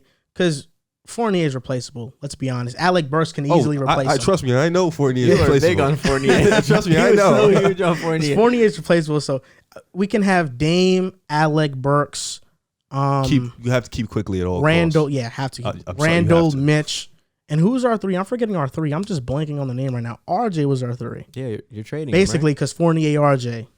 Damn. So RJ. So we'd have a gap at the three. RJ Fournier. You have to give something up because what Dame's getting paid about 35. What if we can get Covington back? I Ew. don't know, maybe. No. You're good, bro. Or Nasir Little. You're not getting him. Why not? He's the only young guy. You're definitely not getting. I mean, unless they want to. They love Greg Brown. He just did an East Bay the other day. Nah, bro. He's just athletic. That's all he is. Portland's in a weird predicament, and it sucks because they kind of put themselves in a hole because they kept thinking they'll be competitive, we'll win eventually. No, you weren't going to win eventually. Dame, as great as he is, I don't think he can be the best player in the championship team. I think he's kind of the Robin in it all. Yeah. He's like the Anthony Davis or the Kyrie in a sense. He's that guy that you got that one guy, and then it's him on any given night. He can be that guy. I think he can be the best player in a playoff team consistently. Yeah, that's easy. Mm-hmm. But in a championship team, I don't think he's that. So it's going to be tough. These contracts are big, but Dame is probably the guy that's going to get them the most, obviously. Get a lot for Dame so New York, Philly, get the call in because I think those are the two places that can offer them. How about Boston? What are they offering? Romeo Langford? No, I'm good, bro. Can't they give up Jaylen Brown for him? Because I heard Jaylen Brown. I'm hearing that Boston might consider trading him too. And he's young. He's relatively young, and Boston wants to win now. I think he fits better with Tatum. I think Dame fits better with Tatum. I think Jaylen Brown fits what Chauncey wants to do. I know. That's what I'm saying. I mean, if you get Jaylen Brown, you start anew. Now you got a guy. He's young, too. I mean, he's coming off injuries, but, once he comes back, Jaylen Brown's still a good player, like a really good player, all-star caliber guy. And you pair someone who's win now with Jason Tatum, who I think he fits Jason Tatum's game a little better than Boston has looked, even when Jaylen Brown hasn't played, Boston has looked very good. Yeah. Like, they're just after Marcus Smart called them out. Tatum and Dame would be crazy. After Marcus Smart called the Celtics out, call Jason Tatum and Jaylen Brown out. Jaylen Brown went out with injury for a couple games. The Celtics started winning. If the Celtics could trade Jaylen Brown for Dame, I think it benefits both sides. Yeah, me too. Dame and Tatum both top 15 players consensus easily. Top 11 players, both of them at Tatum's best, because this year he's been below what we expect him to be. Yeah, Tatum. We know Tatum's still phenomenal. Mm-hmm. And now Portland, you get to build around Jaylen Brown, who fits Chauncey's mindset of playing defense. Maybe the ball movement isn't there, but Chauncey helped develop Kawhi and PG as playmakers when he was an assistant coach with the Clippers. He could do the same thing with Jaylen Brown. He didn't help. He developed Kawhi. He did that. Like, that was all Chauncey. So it's Jaylen Brown, yeah. You need something. Like, you need to build a foundation. Young talent. Whether it's Jaylen Brown, whether it's RJ Brick, you need something, bro. Like, you need to do something. You need to build the foundation. And as far as CJ, what do you think you guys could get from him? I think you can get a first. I think the Bucks got 3 What about first round just picks. Simmons? What about trading CJ and getting Ben and Jaylen Brown on the team? Oh, if you can just get CJ for Ben straight up. Yeah. If you can get CJ for Ben straight up, that's fine. I think Philly's desperate at this point. I think, that would make Portland a very different team identity-wise. Defensively. If Portland can trade CJ But to then you Philly. can keep Covington, because now he can just be off-ball defender. If Portland can trade CJ to Philly for Ben Simmons, get Ben Simmons back in return, and if they can trade Dame to Boston for Jaylen Brown, now you have Ben Simmons and Jaylen Brown. That's a nice that's a nice core to build around for Chauncey Billups, and he fits what they want to do. Now you have to build around those two guys. You have to draft well, and you still got Norman Powell. That contract's big too. But Norman Powell, he's good. Yeah, no, I like him. I like him. He's good. I like him. I really think, like, because we're talking about trading and blowing it all up, and maybe that's not necessary here because Dame wants to be in Portland, even though right now this is the thing with the difference between Chauncey and Terry Stotts. I wanted to mention this. They play different with Stotts, and I got this from KOC's video on Portland, The Void. He does amazing work. Portland is top 5 in corner threes allowed right now. With Terry Stotts, they played a lot of drop coverage. With Chauncey, he wants to switch. He wants to blitz ball handlers off of screens, but they're 27th in switching when they switch on defense. They're 29th in drop coverage, and they're 30th when they're aggressive in blitzing. So it doesn't matter what defensive scheme Chauncey tries to run. He doesn't have the personnel for it to be successful. And you can say Billups is stubborn in the way he wants to run things, but Chauncey's a champion, and he knows what it takes. And these guys in Portland aren't champions. They don't know what it takes. Chauncey knows what it takes to build a team with that type of identity. If they want to keep Dame, I would trade CJ to go get Ben Simmons, and Norman Powell can play the two. I don't think there's a huge drop-off from CJ to Norman Powell. Norman Powell is shooting 44% from 3, averaging 17 to 18. I think, they'll still be good. If they can get Ben Simmons can fix a lot of their defensive problems. I don't think they're a championship contender by getting Ben by any means, but they definitely become better defensively. It's just confusing to me. Chauncey is a champion. He was the player coach on that team. Like, he was the coach on the court. He goes to the Clippers. He was a big part of that development. He was a big part of Tyronn Lue has said he was one of the guys. He was the guys that draws up the plays too. Like, he helped a lot for that Clippers team. They go to the WCF. This is a guy who has a lot of success, and I don't think it's stubbornness. I think he understands he doesn't have the personnel. He just wants his team to play harder. I just think Portland, those guys, they're just at the end of the tail. Like, bro, we're just not that good. That's why I said they weren't going to make the playoffs. And Chauncey has called out guys on multiple occasions. I respect it. He calls them out almost after every single game, pretty much, and he calls them out and says, he's even said, even when you win, it doesn't always mean it's a win because the way you won, you didn't execute things correctly. So Chauncey's being very hard on his players. It doesn't look a very fun place to play, but he's trying to build a contender, and it's going to take some time. They're veterans. So with that in mind, back to what he said about Covington. Robert Covington has been the most overrated, underrated player in the NBA in recent years. And I know that's a juxtaposed position to have because it really doesn't make much sense, but there's a lot of people that think he's underrated, great defender, great role player. But when you actually have him on your team, because when I was rooting for James Harden with the Rockets, Covington wasn't good. He couldn't guard the perimeter. Little stretch though, and he was just like amazing. He had like 12 blocks and like 12 steals. He's so up and down from 3. He's not a consistent 3-point shooter. And in Portland right now, Covington isn't good. Chauncey Billups called him out and said he can't guard the perimeter. And this is a guy that I think fans still think Covington is a great defender when it hasn't been that way for years, at least on ball. He's a help defender. That's all he is. And he's been the most overrated, underrated player in the NBA. Yeah, I've heard. I mean, I saw an interview with Kevin Durant when he made the all defensive first team that one year. Kevin Durant was like, "Yo, he's so easy to score on." Like, I mean, it's Kevin Durant though, but I know Kevin Durant's like a lot of players will agree with me that he's pretty easy to score on. I mean, remember in the OKC series where Schroeder was targeting him? Schroeder was cooking him, bro. Frying him. He was frying him bad. Frying him. Bro, anybody that Covington was when they played Minnesota, when Clippers played Minnesota, PG and Kawhi were literally like taking turns just giving him buckets. I know. Like I don't know how when they both had 40. Yeah, they were taking turns. Bro. I don't know how he made an All NBA defensive team. You know, it goes in the stats. He was probably good on defense that year, though. I mean, I don't know. He had a lot of steals, a lot of deflections. The fact that Daryl Morey thought he can be their small ball 5 and have success that way is ridiculous. I thought he thought PJ. Well, PJ was the 5, but it was it was like both. I mean, yeah, I was one of those people. I was kind of high on Covington too until I actually started watching him play. I thought in Portland he'll be all right. And then when you hear players like dissect a certain player's game and how easy it is to score on him, and then you just watch it on every night, it's like, where does he get this? How does he become this overrated as a defender? Like I don't get it. He's averaging 7 points, bro. What's his 3-point percentage? Is that even a bright spot? 37%. But it's such a like. It's when not you worth watch it. him, It's not worth it. It's not even that. It's like you watch him. There are nights he goes 2 for 8. There are nights he goes 0 for 5. Then he'll have a night where he's like 4 for 5. It's so inconsistent. You don't get that night to night. On the Rockets, he shot 31% from 3. Oh, he stinks.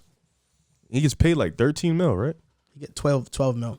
It's a reasonable contract. No, he stinks. It's not a reasonable contract. There's no way he should get 27 minutes per game. You think he should be getting paid more than PJ Tucker? Hell no. PJ Tucker's making $6 million. Robert Covington is legit a 5-year, $25 million guy. $5 million a year. That is what he is. Or a vet minimum? Nah, he ain't no vet minimum. It's crazy. Vet minimum is crazy. Vet is like JJ Redick now.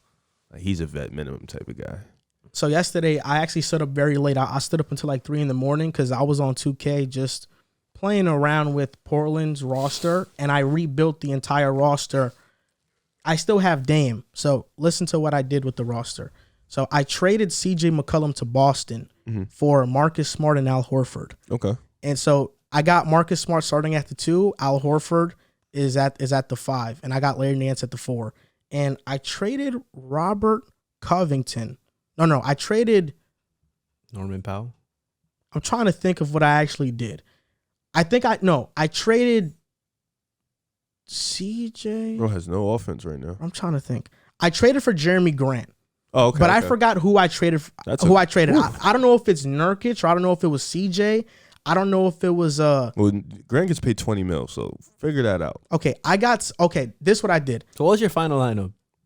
I'll tell you in a bit. But this is what I did. I traded Nurkic, I think, to Memphis. Or I traded a player to Memphis, and I got back D'Anthony Melton. And getting back Melton, I traded Melton to Detroit to be the guard next to Cade, and I traded away another piece to them. So my final starting lineup was Dame, Marcus Smart, Jeremy Grant, Larry Nance, and Al Horford. And off the bench, I had Anthony Simons, Norman Powell. I kept Norman Powell, Nasir Little, Cody Zeller, I think is still on the team, and somebody else. But that was my lineup. That team's going nowhere. I'm actually in the playoffs right now.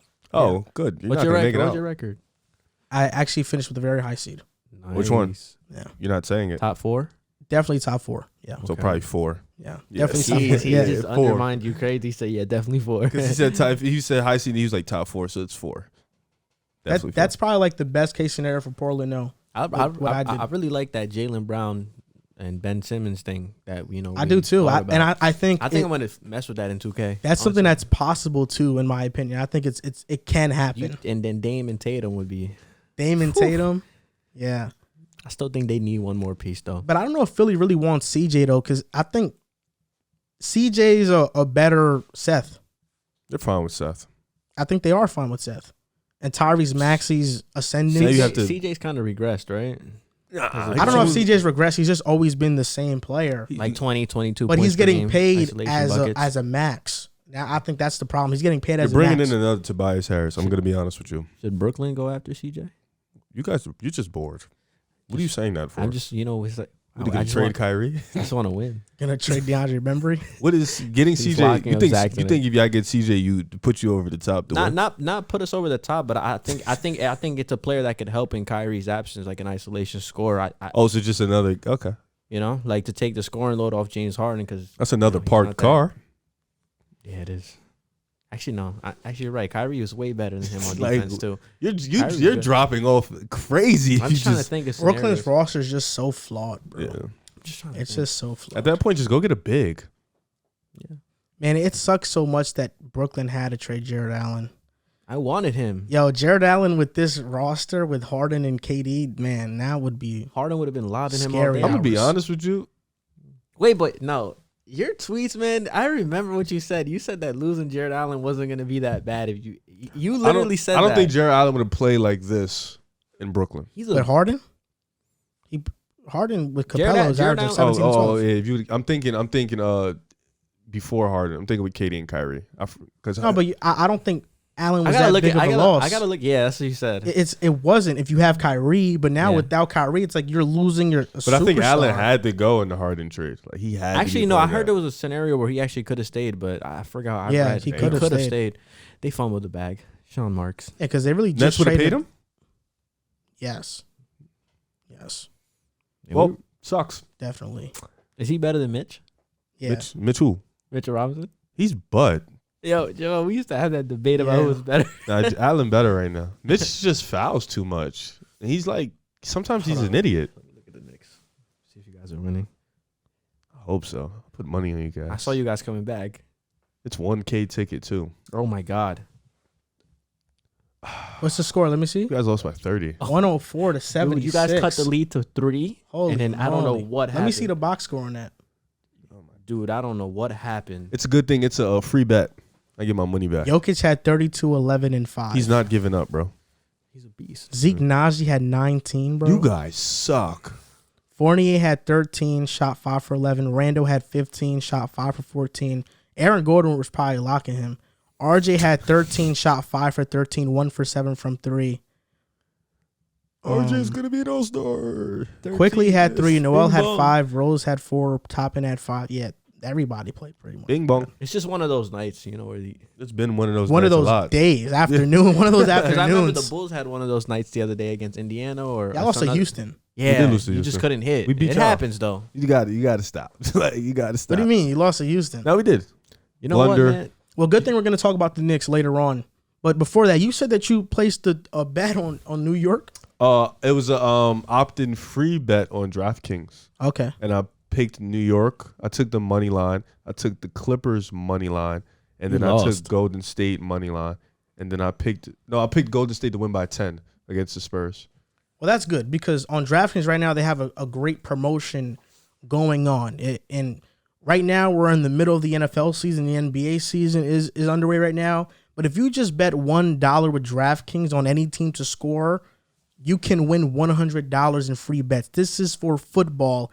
And if the sports book isn't available in your area, you can always play daily fantasy sports, which is always great to play. You always have a lot of fun doing that. It makes the game much more fun to watch. I know when I play fantasy, I try to tune in on every game to make sure that my player props are on point or my players are getting the stats that I want them to get. And everyone can play for huge cash prizes all season long with daily fantasy sports. And DraftKings is giving all new customers a free shot at $1 million in total prizes with their first deposit.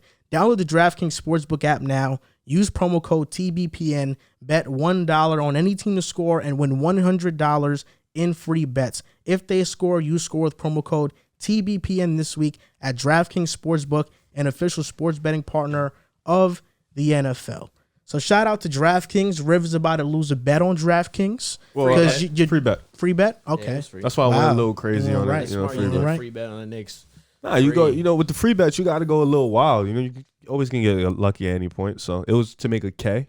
So Yeah, you lost. The Knicks blew it for it's you. okay. It's okay. It's free. So I get it back. It's actually you bet 20, you get the 20 back. Why didn't so. you bet Denver? Because I want to make a K. Oh, Denver won. They were the favorites. For real? Yeah, Denver was On the the favorites. road? Denver's just a better team than the Knicks. Yeah, they suck. I mean, I would think just because Denver's 10-11, they would mess with the. Now they have Jokic. They are for real the favorites. Well, now they're 11-11. Yeah. Jokic is so great, man. Jokic is really great. He's OD. He's better than the Chicago Bulls franchise. Outside of Michael Jordan. You know, if he's better than our franchise, he's better than yours, right? I'm fine admitting that. Okay, bing bong. Are you fine admitting that, though? He's not better than MJ. He's better than Ben Gordon, though.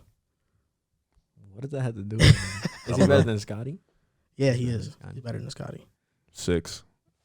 Is he better than Scotty or no? 6. I don't need to answer that. Just got to say 6. You don't think he's better than Scotty, though? I think you can't compare a big to a wing. I don't think so. So you can't compare MJ to Jokic, so there's no way to tell who's better. Nah, but one's the greatest player ever. The other's a guy. Who's a better passer, though? Jokic. Okay, so that's sit right there. Who's a better 3-point shooter? Nah, we stop. Yeah, we be nitpicking OD.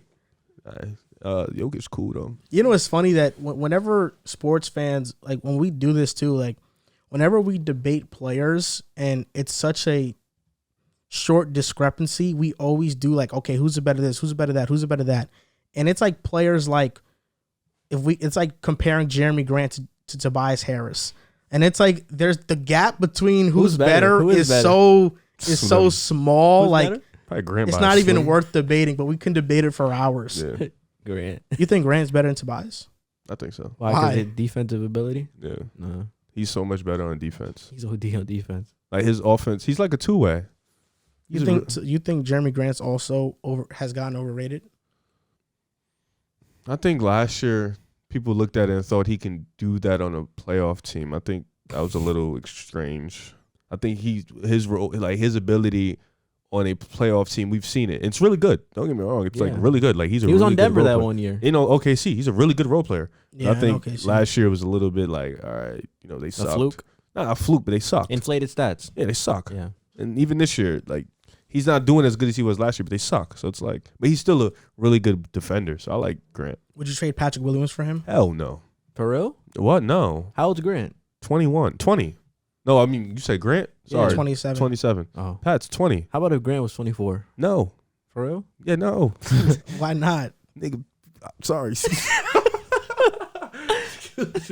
Pat's potential is ridiculous, bro. I'm not giving him up. You got to give me like a certified star, like a guy I know can do what Pat potentially can do. You know what I'm saying? I'm not giving him up for Jeremy Grant. 20 mil, Jeremy? Nah, I'm good. You miss me with that. But isn't Jeremy Grant more of a win now player? DeRozan, Levine, Grant. Nah, I'm good. Pat, we good. We're gonna develop him, bring him in slowly. Yeah, I swear he's gonna be Kawhi, bro. You swear RJ Barrett's gonna be something?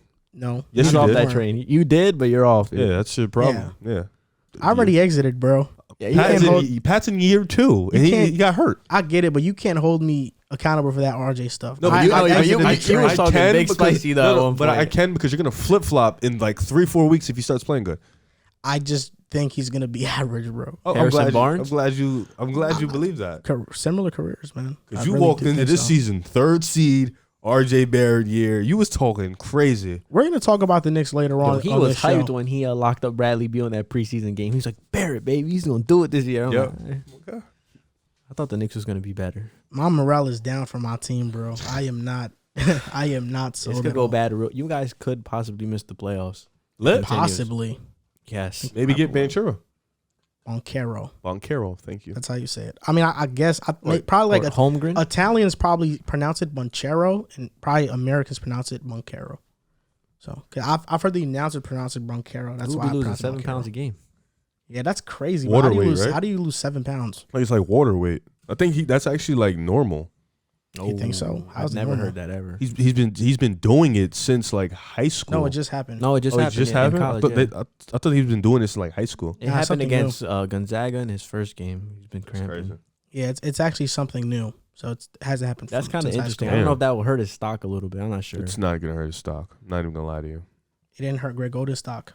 So And we saw how that went. He's still playing. Like he's doing that. He's a He's going beast, to the though. bench, losing weight, and then killing He's a guys beast. back He's a on the beast. court. So it's like, He's a beast. you think he's clear of chat? yeah, You don't like Chat that much, right?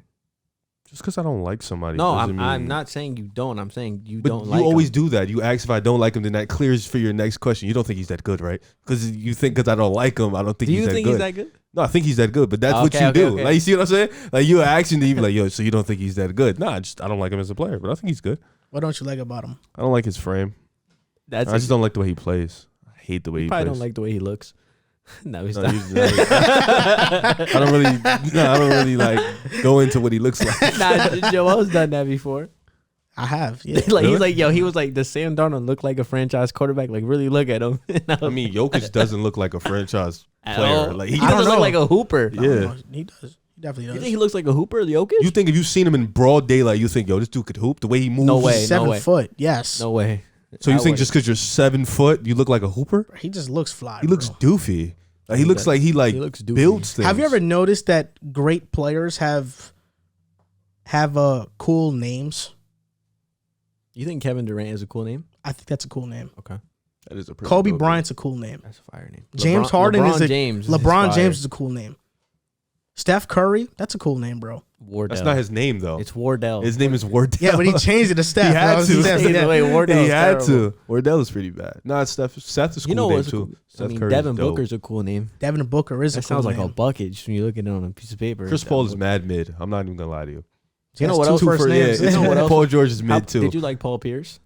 Paul Pierce is dope. I like I his feel like- nickname I more feel than his like real name. That's actually a good point. I feel like great players always have cool or weird names. Like Chris Paul, 2 first names. You know who has the weirdest name ever? Giannis Antetokounmpo. That's the weirdest name ever. He's Greek. Yeah, but I'm just saying that's the weirdest Tracy name ever. McGrady is a fire. Tracy name. McGrady is a fire name. Like, it's like a real like hooper. Like, you know he could hoop. That's a I fire remember name. Jason Kidd, like a lot of people don't know about him because his name is Giannis Antetokounmpo.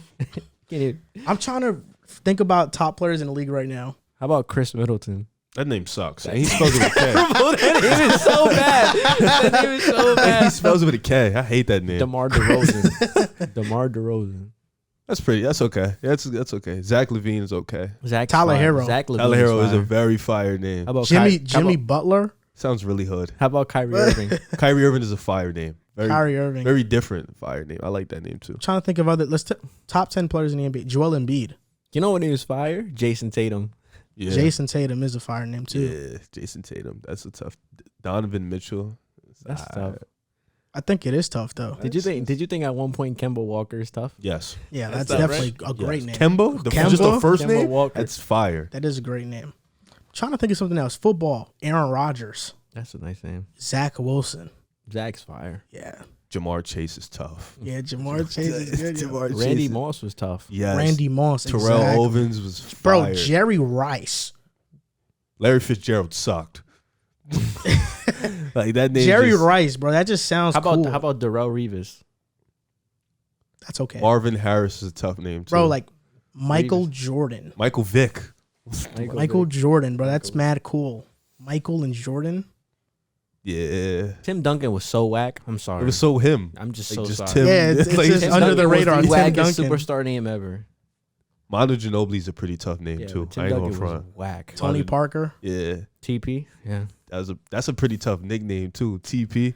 I'm trying to think of players right now that are playing. How about Kevin Kelly Garnett? Oubre? You like Kevin Garnett? Come on, bro. Kevin Garnett? Julius Randle. That's a good name. I like Julius. I like that as a first Julius. name. Yeah, I like that name. I like that name. Yo, TJ Warren is a tough name.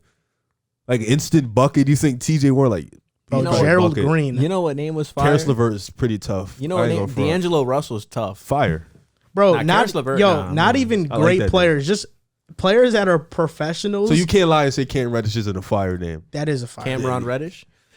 It's Cameron, bro. Cameron Reddish? Yeah. Bro, I it's call him not it's Cameron. not even just great players. I think professional Trae Young is athletes. fire. I think professional athletes like NBA and NFL players, most of them have really cool names, bro. Yeah. Like it's like the name just screams professional. I don't like athlete. Tobias Harris. I He's don't not a like that name. professional. Let me not. What do you mean? violate. Yeah, you're wild. I don't like violate. that name. You like Joel Embiid? Yeah, Joel loses me. This guy. Oh wow. Wow. I think Joel's a great name. Russell Westbrook. Fire. That's cool. That just sounds like he's gonna dunk on you. Victor Oladipo. Nah, that name is trash. You like Bam Adebayo? No. That Luka lost- Doncic. Fire.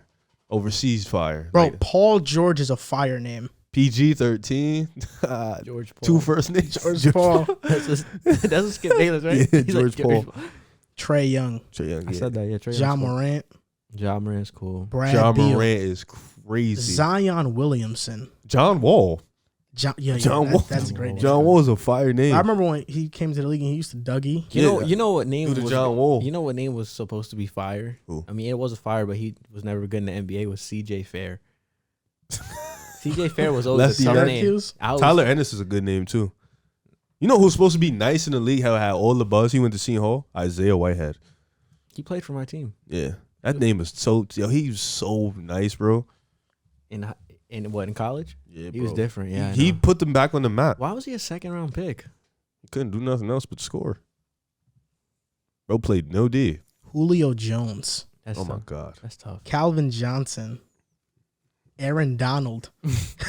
That's such a what? How do you would name like Aaron Donald? Aaron Donald. That's good. Adrian Peterson. You like Elijah Moore? Elijah Moore sounds great. Brandon Roy is a fire name too. But yeah, I feel like sometimes you can just look at a player and just based off their physical characteristics be like, I don't know if he's gonna be that good, man. You know what name was fire? Like Sam Darnold never looked like a franchise quarterback. quarterback to me. Just his Never did. face. How about Jared Goff? He kind of has He's a in Sam the Darnold face. he's in the middle. Yo, you know what was one more fire one? Peja Stojakovic. That was tough. Peja Stojakovic. That was tough. I think the best Peja nickname Stojakovic. I've ever heard in my life was AK-47. Andre Karolinko. Yeah, I think that's like the That's best a fire nickname name. ever. Like He was really good too. that's Did you like Allen Iverson's nickname? the answer. Yeah. Yeah, facts. But I think AK-47, like to be the nickname of a gun, it's so crazy. Shaq Diesel. Not calling another grown man. How Diesel. about Dame Dollar? Dame Dollar's tough too. Dame Dollar. Yeah, I'm just not calling another grown man Diesel. How about Uncle Drew? Nah, that name's trash. I ain't gonna lie. I hate that, and I hated the movie. Bro, Mike Bibby. Mike Bibby. Larry Bird. We really spent like 10 minutes thinking about names. That's true though. I've always wondered that. I was like, wow, bro, like professional athletes have pretty cool names. Then I'm over here with like Joel Moran, and I'm like look shit. at all these guys like Evan Mobley, Yeah, Devin that's a Booker, good one. Klay Thompson, MPJ. Michael Porter Jr. They Yeah, sound bro. like professionals. You ever just compare your own name to professional athletes, and you're like, wow, my name is like when so I see regular. my name when I see my name on 2K, once I know they can't pronounce my name in the game, it's raps for me, bro. My name. When I put my name in, they wait to see if it's like a curse. Or you know the thing, they have to wait and see if it's eligible, and then it goes. So this shit blows. I can put John, or I can put Carlos, but I can't mix it together. And my last name, forget about it. There was one time a glitch in 2K17 where I had to put 2 R's at the end of my name to make it work. Like it wouldn't go in with the regular. River. Yeah, like it wouldn't go in. I was like, damn. Nah, yeah, because when I used to play my career in 2K and I used to make my player and I used to, obviously use my name, I'm like, bro, my name doesn't even sound like an NBA player's name. Like Joel Moran. It doesn't sound that bad though. Like Joel Moran. That doesn't even sound like a professional athlete's you gotta, name. like, think about how like a PA announcer is gonna say it every time you score. Moran. Joel Moran. That sounds so whack, bro. Like I'll be hearing my name and be like, Imagine your name on the road. Joel Moran. Or River Brown. You know how they be like unenthusiastic when you're on the road? It's crazy. I feel like River has an NBA name. River Brown. River Brown. I could imagine. I feel like somebody in the NBA if having I a name. was to be in, I would just tell them to call me JC.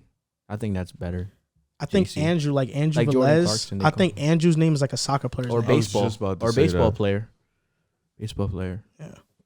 Nah, I couldn't be in the league, bro. I'd be so blunt. They'd hate me when I go up in there, man. You'd be like Westbrook in that one interview. I'll He's go like, up in the "What?" interviews. They'd be like, "Why we lost?" I'd really tell them why we lost. Like, bro, we suck. Like, bro, he played bad. He played bad. Coach couldn't coach. Like, I was just going crazy. So when you're a coach, you're gonna do that. No, I gotta be a little bit more professional. If What I if was you a player, What if you were teammates with James Harden? Would you violate his defense every night? nah, I'd just be like, bro, James got to bring it tonight, bro. He ain't bring it tonight.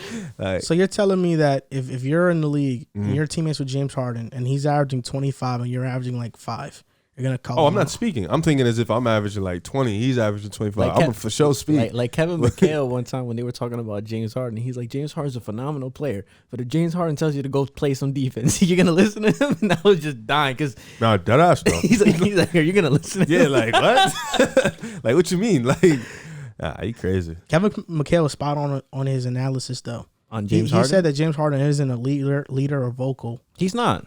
And he's not the like enforcer of a team. He's not. And he said like not all the time your best player is a leader. But he Your leader. never undermined him as a player though. He always said James Harden was a great player. He was just talking Yeah, about but he leadership also said skills. that in the fourth quarter he doesn't look for the shots. Damn. Did you think he was a good coach? I thought he was good. Yeah. I mean, he made the Western Conference Finals with them, with that team. And talking about the Rockets, we're going to talk about the Rockets' recent success. We sidetracked a little bit talking about names there, but now it's back to the topic list. The Rockets, last week, we talked about them in a negative light because they were on pace to be sucked. The worst historically bad. But since then, they've won 5 games in a row. Yeah, They're they've been playing 6-16. And what has been the reason for their recent win streak and their surge?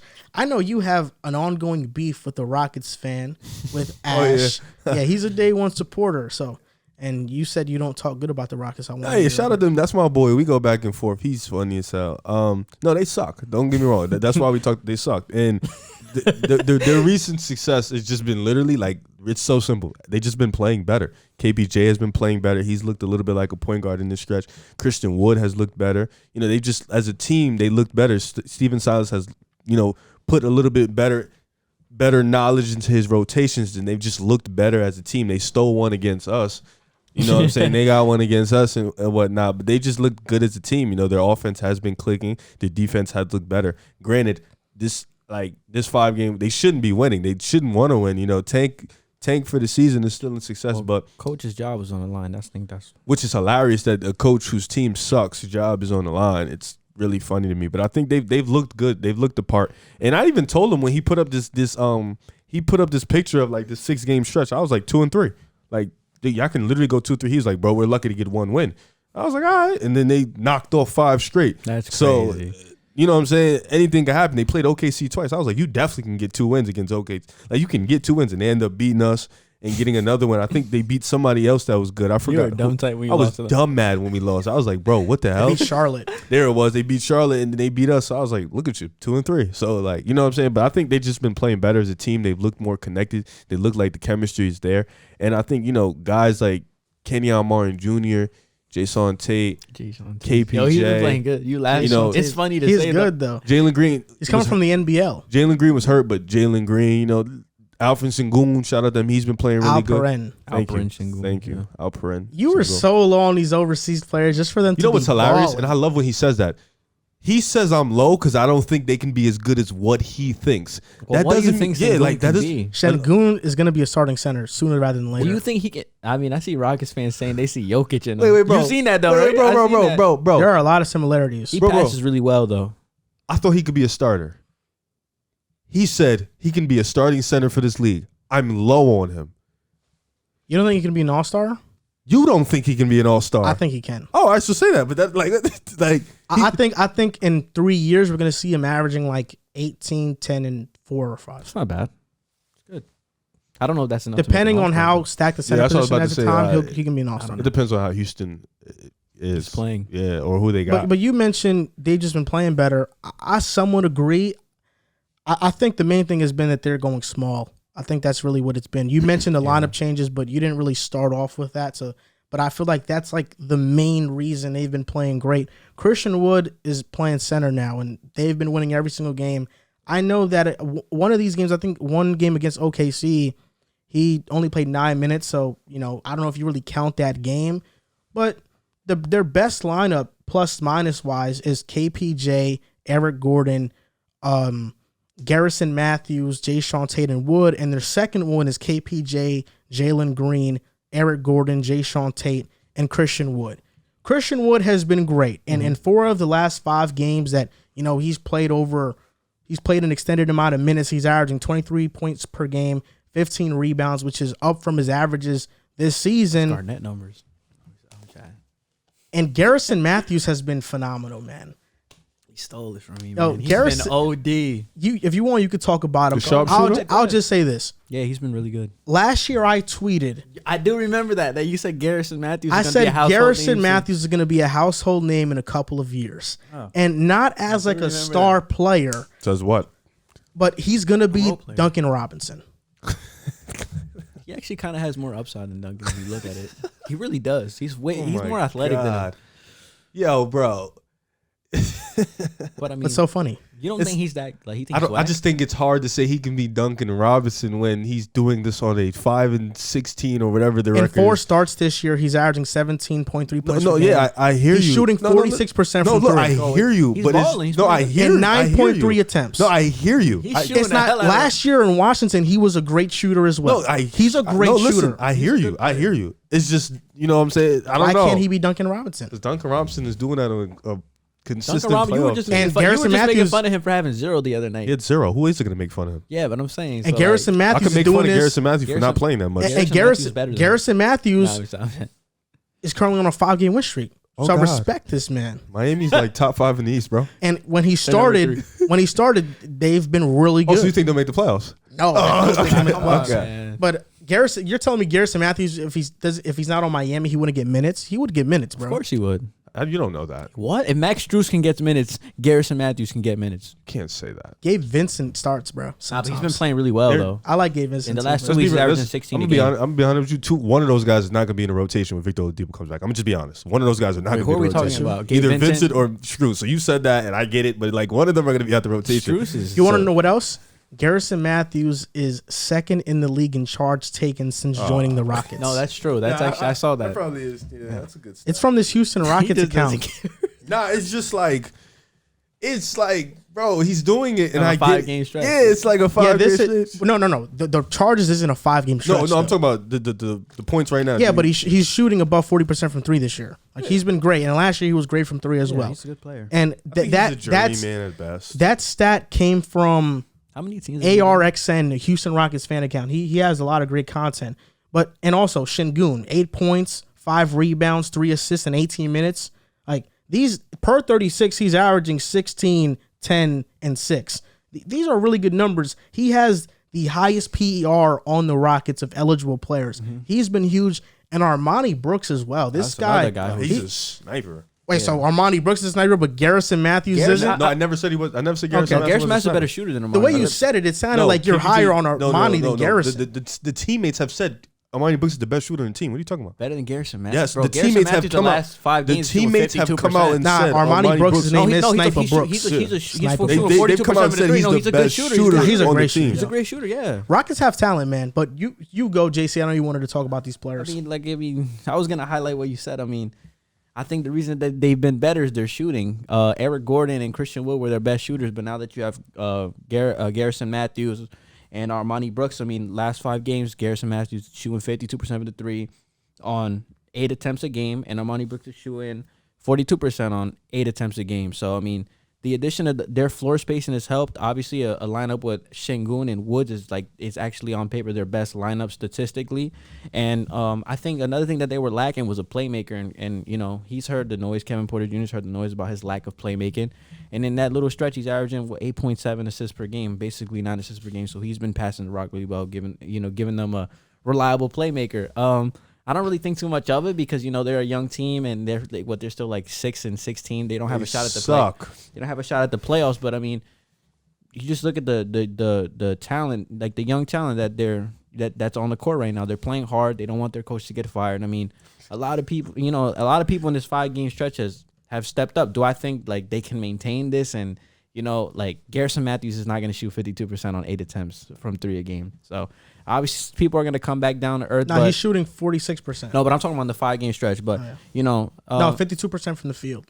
I Yeah, thought it was- 46% from 3. Oh, pardon me, wrong. But yeah, like I said, the Şengün. I mean, you were high on him. Really I've high. actually been watching him play. He's got some game. He's a really gifted passer. This team is good, and I'm kind of curious to see how Jalen Green's going to get implemented into this. I think that floor spacing with all those shooters and everything will benefit him because he's a guy that likes to attack the basket. So yeah, I like what the Rockets are doing. Shout out to them. Shout out to these players that are playing well. And, hopefully they keep improving. Having Armani Brooks and Garrison Matthews off the bench is lethal. Eric Gordon's still a good shooter, too. Yeah, he is. So- I mean, he's always been a good shooter. Still a good he's shooter. up and down, though. He's What inconsistent. do you mean? Well, What do you mean? Jalen Green likes to attack the basket. What do you mean? Exactly what he means. I think that's a So he was more of self-explanatory. a. I believed he was more of a shooter. Like he likes to take jump shots contested jump shots. I think he's more of a shooter than a slasher. I think his when he's best is he's go downhill going to the basket. He's super athletic. Yeah, I thought his best like when he's creating his own. I don't know how good his 3-ball can actually be though. He's been really sporadic this year from the 3. I think he'll be like I said. I mean, if he can be an average 3-point shooter surrounded by floor space, and I think that'll open up his game. I think before, the floor obviously wasn't spaced. Now with these guys shooting well, you have to respect the 3-point shooter, so it's going to open up more players' games, and I think that'll benefit Jalen Green.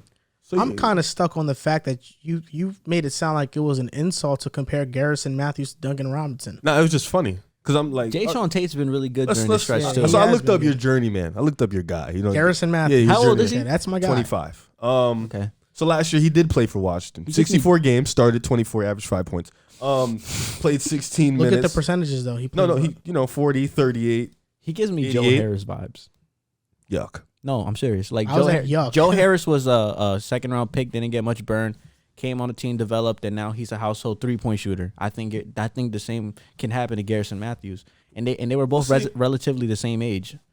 Role players matter, bro. Joe Harris was like 24, 25. matter. I think Garrison Mathews is going to be that. I just think role players for bad teams kind of get overlooked. I'm telling you this. I tweeted this last year. I know you did. When I saw Garrison Mathews on Washington, I said, yo, this guy's good, man. This guy, the don't 5 sleep on this points per guy. game guy. Yes. Okay. Yes, because when he got more opportunity, that's what happens good. when you watch the games. You see different. You know who else I said that about? When he was on Denver, not getting much burn? Malik Beasley.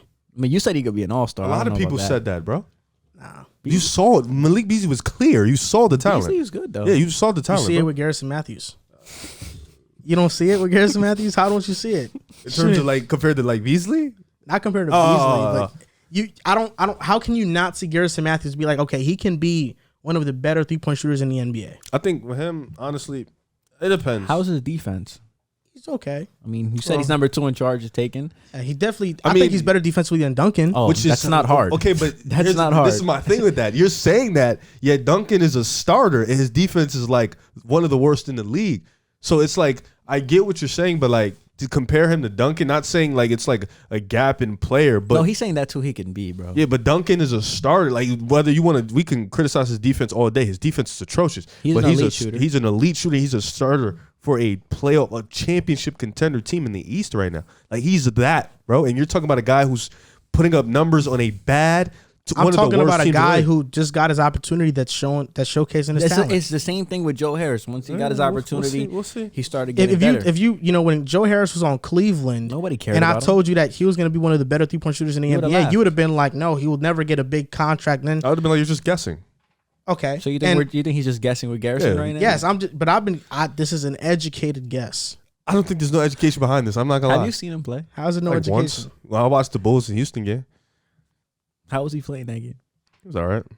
He does what he does. Like it's like good 3-point shooter. Yeah, but it's like so many of those in the league. It's like it's easy to just say, oh yeah, he can shoot the 3. I think he's gonna be here for a long time. Yeah, but there's no real educated guess. Like you're just guessing. Like there's no stats to back up what you're saying. Yes, there is. Washington, he averaged 5 points. He shot 40% from 3. No, he shot 38. I just seen it. Wow, 38. He averaged 5 points. He averaged 5 points. Washington barely made the playoffs. 16 minutes, bro. He got 16 minutes on a playing team. You think he's going to get 16 minutes on a playoff team? After he showcases his talents in Houston, yes. All right, we're going to see. We're going to come back. Garrison Mathews had 15 against you guys. Yeah, he did. That's his average. No, his average is 12. No. Right now, that's 12. Pardon me. You're thinking of the run. That's what the question is. What do we think of their run? We'll see. If he. I really want to see. Matter of fact, I wish we can take him out right now and put him on the shit. I wish I could trade Fournier for him. I start him on the Knicks right now. But it's crazy because you think we're elevating him to this certain level. We're just saying he's Duncan Robinson, bro. That's nothing crazy. Like that's just weird. Really sit back and think, is Duncan Robinson like? Is that really that crazy? Like, is that to say if he said Klay Thompson, I'd be like, oh, you're bugging. You're saying, but he said no. You're saying Duncan? a journeyman is a starter on a playoff team. Joe Harris was a journeyman too. No, okay. Actually, no. Journeyman. We're talking about them right. We're talking about them right now. He used to be until he proved himself. No, we're talking about them right now though. That's what you're saying. We're saying a guy. We're saying a guy. Wasn't Duncan Robinson? Didn't he have a hard path to the NBA too? Wasn't he a Division III player? Wait, hold on. So I see a lot of similarities. I got a question. Talk about him right now though.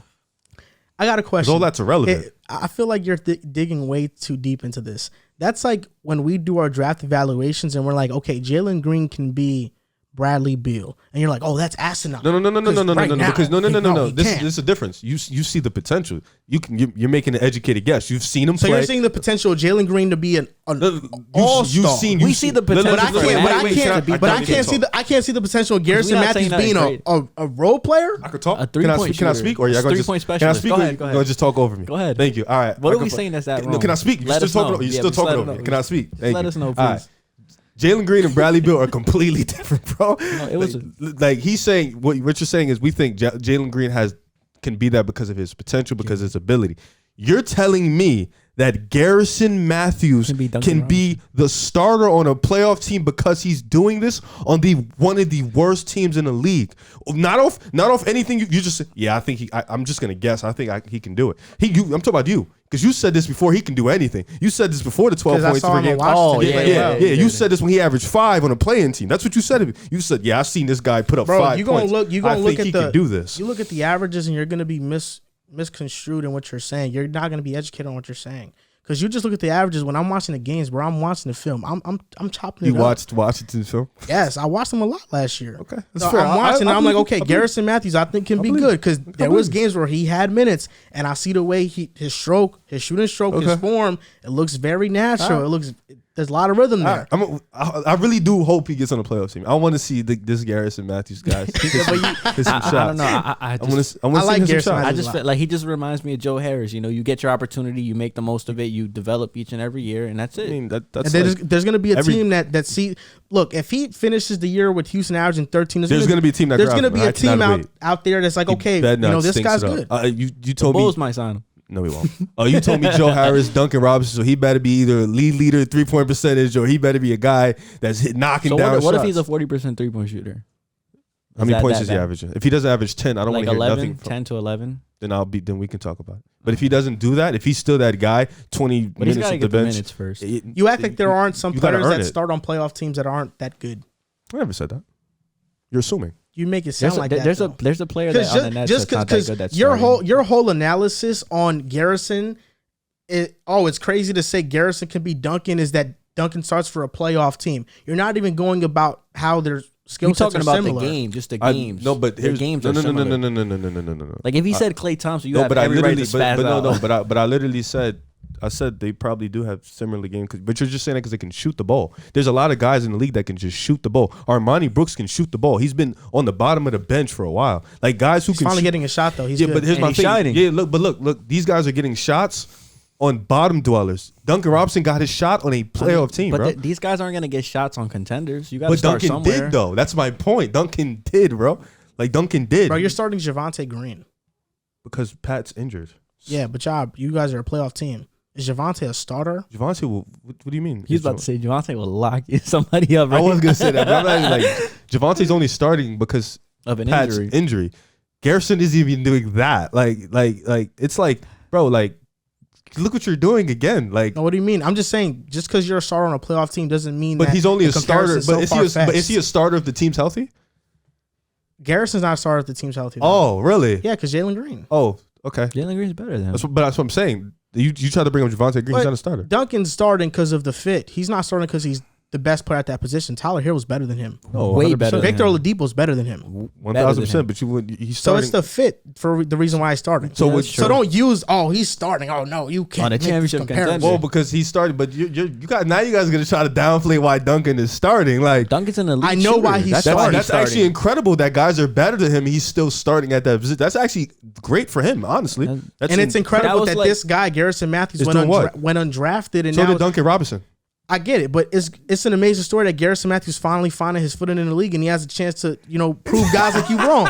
That's all we're saying. All right, we'll see. Like I said, Joe Harris, Duncan vibes. He gives me that. Garrison Mathews. He's a cool guy to follow. We'll see. Man, I don't follow. We'll see. I follow him. That's my guy. We'll see. Man, and it's funny that Riv and Drew. Well, mostly Riv. He's always like, oh, he's not a Rockets fan no more. I still keep up with the Rockets, and I root for the Rockets, man. Garrison Mathews is my guy. I like Armani Brooks a lot. You were at a Nets game rooting. You were at a Nets game with Knicks gear rooting for the Nets. You're that type of guy. I'm gonna tell What the can I world say? that too. I love James Harden. You were man. at a Nets game with Knicks gear on, like the full gear. Talk about go Harden, yeah, Harden. "Go, and then when the Knicks the Knicks came back, you said, yeah, Knicks. That was you. Like you were that guy. I'm a diehard New Yorker, man. What can I say? Crazy guy. I'm a New Yorker. I'm a New Yorker. Garrison Mathews, man. Garrison Mathews. I can't wait until I'm gonna send you. Can I send you his highlights tonight? No, I don't know. Don't send me 9 games. Like I don't want to see that, bro? In 3 years, Garrison's gonna be starting on a playoff team. How old is he? 25? 25. That's when it's prime. It's gonna be in his prime. In 28, we'll see. It's gonna be. You better hope. You better hope, bro. You better hope. You better hope, bro. I'm not gonna hope. I know it's gonna happen, bro. Wow. Bro, we're struggling to get minutes to Washington. And Rockets until somebody got hurt. Yeah, like, come on, bro. You know, gets his opportunity. Well, but now when Jalen Green comes back, Matthews will definitely be in the rotation still. Oh hell yeah, Mm-hmm. they've had success with him. Yeah. Mm-hmm.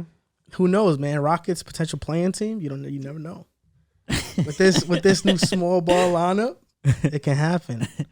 Yo, you're crazy. The Rockets, They beat the Rockets, you. You can't say nothing, bro. Oh wow, They beat you. You Wow. can't say nothing. wow. The Rockets beat Chicago. You got to keep your mouth shut. On You know, this. Oh my yo, god. you know what's crazy? Now you know what's hilarious? Oh, If we flip our record, we still have a better record than them. Like we flip our wins and losses, we still have more wins than them. Like we still do. You know, and like they caught a win. It's cool. I can talk. Knicks beat the Rockets. We beat you twice. You stop can talking. talk, How but about they that? beat Wow. you, bro. You stop They beat talking. you. It don't matter. Like they can have it. That was their highlight. That was their championship right there. that was the best win of this yeah, season. like that was their championship. Didn't mean nothing for us. We moved on. He was a dumb tight though. Yeah, but we moved on. Beat y'all twice. Don't know why you're talking. Houston last week was historically bad, and this week it seems like a new team has risen up the ranks in a historically bad category. OKC lost by 73 points to the Memphis Grizzlies, 152-79, largest blowout in NBA history. OKC is 6-16. 9 of Memphis's 12 players that played scored in double digits. 2 of them almost scored in double digits that didn't score in double digits. The Grizzlies shot 62% from the field, 53% from 3, had double the rebounds, 3 times the assists, 8 times more steals, and 82 points in the paint. And there was a 15-point margin between the Grizzlies bench and Thunder's entire team. What are your thoughts on OKC's 73-point blowout loss? And do you think the league should step in this rebuilding process, this blatant tanking? Because I've heard a lot of takes about that, about how Sam Presti is he's ruining the league because OKC's tanking Trying to be so like another bad. Philly, right? Yeah, trying to be another Sam Hinkie, and this is a disgrace to the NBA. What are your thoughts on this? I don't think they tanked that game. They just didn't have their best player. Yeah, I don't think they tanked. SGA did not Josh play. Giddey didn't Giddey didn't play. Like, Yeah, Derek Favors in the play. granted, Grizzlies. Derek Favors. Granted, John Morant didn't play either. So you know, it's like, but I don't think Grizzlies are still a good team. Yeah, I don't think the Thunder went to that game tanking. I think they just they got embarrassed. Yeah, I don't think they went just into the got game. destroyed. Yeah. You know what I'm saying? Shout out to Trey Mann though. He's finally getting the minutes, and I love to see it. You know, he had 12 He's a good points. I player. like that. Yeah, I think Sam Presti has had some history with tanking recently. Like he has Well, had just some. it's 2 seasons of it. Yeah, he's had some, but I think like this game specifically, and actually another blowout that happened like this was in 2018. Last year. It wasn't last year. Oh no, I'm talking about. Oh, I'm ahead of schedule. Last year, OKC on the road lost by 57 too. I thought Oh, that's- 2018, Boston blew us out by 70. Seriously? Yes. I don't remember that. No, yeah, may not have been 70, but it was like 50, 60 points. They destroyed us, bro. Wow. Just like this. So it's like, I think just like I was watching the highlights. Memphis just hit everything. Like they didn't Dylan miss. Brooks. Oh, you're watching highlights. They're just gonna show the makes. I mean, That's all you know, saw the during makes the is like every like the Every makes shot was the the make. makes is That like is every true. 15 seconds. Grizzlies come down, hit the make, then they come down, Bro, hit they the scored make. 5 points in the fourth quarter. That's crazy. I've never seen it. Is that the lowest points in a quarter? Are you sure it was 5? I like could it have was sworn more. I saw it was 5 points in the fourth. You I'ma check kept that. watching? I watched the entire game, bro. Why? Because I wanted to see. I was curious. I kind of want to go do that too now, just to see like. I was curious. I mean, you're right. They did hit everything. I mean, from what I saw, I just feel like OKC, outside of a few guys, just have a lot of players that don't belong in the NBA. I mean, you look at their roster. Pardon me, they didn't score 5. thought I saw. You look at their roster, you could probably name 4 or 5 guys that'll probably be here next year. Dort, Shea, Giddey, Man, Poku. maybe Poku, maybe Even one more. Basley's so Darius inefficient. He's been. I don't think they bring him back. How about Favors? He's just there for. We drafted him. I don't think Kenrich Williams played either. Oh God! Wow. Yeah, that's a big loss. So Jeremiah Robinson Earl had a minus 56. He didn't plus score, minus. No, he didn't score. He had a minus. Like That's 0 for 7. that's the worst. I think. I Plus think he'll minus, stay though. I like Jeremiah. Bro, honestly, That's crazy. The Athletic posted that stat to like kind of showcase how bad he was and stuff. But he's been solid for OKC. I feel like, they're getting a lot of negative press right now, They and lost by 70. yeah, deservedly so. But people that are acting like Jeremiah Robinson Earl is this bad player they haven't been watching OKC. He's been good. Yeah, he's good for this new NBA. He's really good. That small ball big. I like him. But even guys like I think this dude named Watson and Gabriel Deck, like They're suck. just whatever. Ty Jerome They also is suck. not good. Ty Jerome is a New York. bench player, Yeah, a bench warmer. You know what's crazy? He was cooking against the Nets. Everybody does, bro. I need you to Couldn't believe understand. it Like that I one need you game. to He understand. was cooking in the He's fourth. a Wisconsin legend. He didn't go to Wisconsin. He went to Virginia. Oh yeah, you're right. Yeah. He went He played with DeAndre Hunter. Oh, okay, yeah. Yeah. Okay, yeah. He was on that team. Yeah, he's not Bro very said good Wisconsin. either. You know he's from New York, right? Yeah, he is. That's what I the don't know. broadcasters were saying. Yeah, Ty Jerome's from New York. He just He embarrassed. plays like a New York player. Really? Yes. I honestly, genuinely he looks like a Wisconsin player. He looked at Bruce Brown and Jelly. That's why I knew he's from New York. But after the blowout loss, Mark Daigneault, their coach, Yeah, was what did he like, say? He said, "This is not who we've been all season."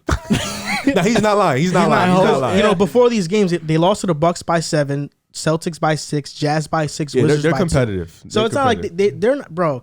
That's why I feel like people that say, "Oh, they're blatantly tanking." No, they're not, bro. Like They've been competitive all year. The talent. Memphis just had Discrepancy. a historically great shooting night for their standards, and OKC didn't have a lot of NBA players on the court, and they couldn't hit anything. Nobody's guessing. John Moran not playing. You're not guessing they're gonna walk in and do that to them. Like not even blow them out. You're thinking, all right, you know what I'm saying? Imagine you took the spread on that. Yeah, like the spread was probably. Imagine you took minus 25 spread, and then that shit pops up to 70. Oh my god.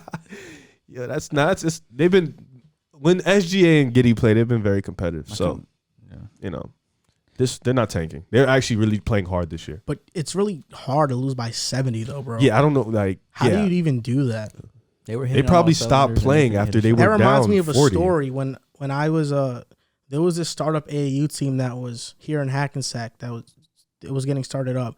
The team was called the Rim Rattlers, which is hindsight a horrible name for an AAU team. A rim rattler basically means like you're missing shots, like you rattle the rim. Right. They're trying to think like you dunking it. Yeah, but none of us. Yeah. Nobody was dunking. Yeah. So there was a startup AAU team, and I signed up with it with my friends. I was with Brian and Edwin. They're my close friends, right?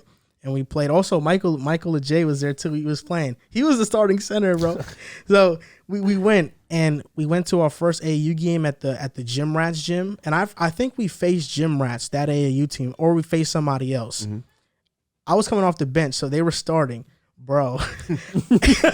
every single inbound, the Gym Rats, they were pressing, bro. And whenever somebody was trying to make a pass, whether it was Edwin or Brian, I forgot who came off the bench with me, but I think somebody started. But every single time trying to make a pass, that shit got stolen, bro. And they would just lay it up in fast break. And, bro, like, by the time I checked into the game, we were down, like, 30, bro. Bro came in and like, I can't do And nothing. then when I came in the game, the same shit, bro. I passed it. I'm like, God damn. They was scoring, bro. Yo, we were down like 50 something, bro. Like we got embarrassed that game. Michael was over here getting laid up on. Michael actually played a good game. And it's funny because before the game, Yo, you crying, laughing. yeah, it's funny. Yo, before the game, Brian, who's my friend, his dad is a very passionate dude. He's like a motivational guy. And before the game, he was giving us this big time pep talk and motivation. He was like, "Give it all you got. Give it all you got." Hey, I got Then smoked. at halftime, bro, at bro. halftime we were losing by 40. And then he's like, "It's no quit, man." Nah, he's he like, bugging. he's like, "You gotta have the heart. You gotta have the heart." Bro, we ended up losing by like 50 something. I'd be like, bro, we're down 50. And when OKC lost by 73, I couldn't help but think, bro, I know how it feels like to get embarrassed that bad, but that was 50, dog. Well, we ever got embarrassed like that? Right? In the men's league that we've been in, what's the most we lost by like 18, right? Most we lost by was like 25, but the dude gave us 50. And it probably felt just like that because he was hitting from like logo. Yo, I remember I had like 28 that game. You had like 25. We was the only one who showed up but that he night. scored more than both of us combined. Bro, because who was guarding? We're not getting into that. Anyways. Like, bro, that was funny. It's like cooking. losing my 50 is crazy. Losing my 73 is on like national is like next level. Like I lost in silence. They lost like on TV. Like people watch that game, Locally, bro. yes. I turn off the game when my team starts losing by like 20. Yeah. Whoever stayed and watched that, Die hard. Because it wouldn't be me. What's the most you've lost by an AAU or high school or men's league? I think 25. 25? Wow. I'll probably say 38. 38? Yeah, 30. We went to I played for the Gazelles and we played Gym Rats too. The Gazelles. Yeah, we played Kyle Baker actually, and they blew us out by like 40, bro. It wasn't even them pressing us. They just was hitting everything. yes, bro. Like they put themselves in the zone. We had our big, we couldn't beat them, and then they go down and they just casually would score, pick and roll. They're big with Duncan and everything. Bro, that full court press is a cheat code when there's a discrepancy in talent, bro. Yeah, it's bad. That's why they code. do it. Like things get really bad, dog. Things get really bad. Yo, I just saw that pass was a turnover. That shit was getting swatted. Bro, it gets bad, bro. Yo, bro, that shit was hilarious, dog. I was like, yeah, bro, just sit me. I'm good off this. I'm gonna just watch. At this point, I'm gonna just watch. Said at this point, I'm gonna just watch. Thinking about OKC though, it gave me this thought because the Philadelphia 76ers tanked. They started the process in 2013 with Sam Hinkie. By like I think 2016, around there, the commissioner forced, I don't know if it was Silver or Stern, I'm not sure, one of those, but they forced the Colangelos on the Sixers. But Sam Hinkie, he drafted Michael Carter-Williams, who won Rookie of the Year, Embiid, traded for Saric. He found Covington and McConnell, drafted Jahlil Okafor. That was a miss. But they forced Jerry Colangelo onto the team, and the roster at the time was Covington, Nerlens Noel, Rashawn Holmes, T.J. McConnell, Jeremy Grant, Embiid, and Saric. So it was a pretty talented team, like knowing what they are now, yeah. And Hinkie resigned at the end of the season because he didn't want to work with those guys anymore. Sam Hinkie, before they got Hinkie in 2013, the Sixers had 13 future picks in the next like 5 years. When Hinkie got there, the picks they had from 2013 to 2018 rose to 33 picks. So he accumulated picks kind of like Sam Presti is doing. I just hope the league doesn't step in and try to overrun Sam Presti the same way they did with Sam Hinkie. Right. Because I think Sam Hinkie, if he was able to finish the process, we would have seen a mansion built. Like we would have seen Philly with a bunch of talent. And Sam Presti's doing the same thing. He's accumulating picks. And frankly, I don't think anybody should be looking at these two past seasons as an indictment for Sam Presti as a GM.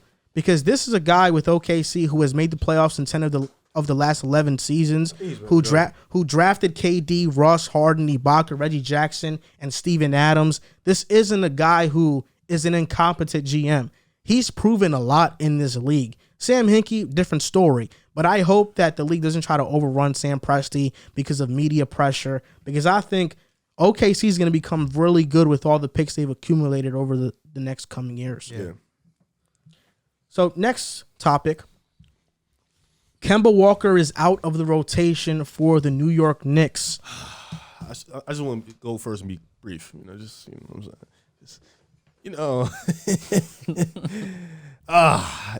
Joel, I've known you for almost 14 years, bro. Actually, I know both of you for almost 14, 15 years. We went up to elementary school together, middle school, high school together. We've known each other for a really long time. You guys, we've talked sports in high school. We used to talk all day. And then with the podcast, it jumped up. Now we talk sports all the time. Joel, your takes are literally the wildest takes I've ever. You are literally a Skip Bayless type of wild man. Your takes are very, but you're passionate about them. You're very, I believe this without a doubt in my mind. I have the facts to back up what I say. And I love that about you. You're real.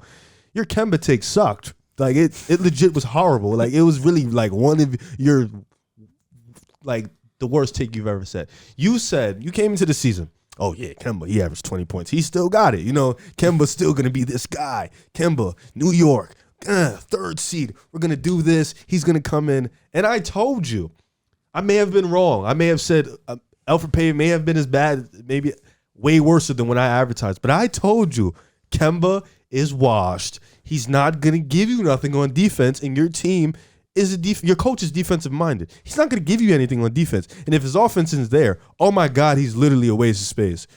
And my God, you played us once. Kemba had his little fun run. He did his thing against the Bulls in Chicago. It was cute. And then you came up.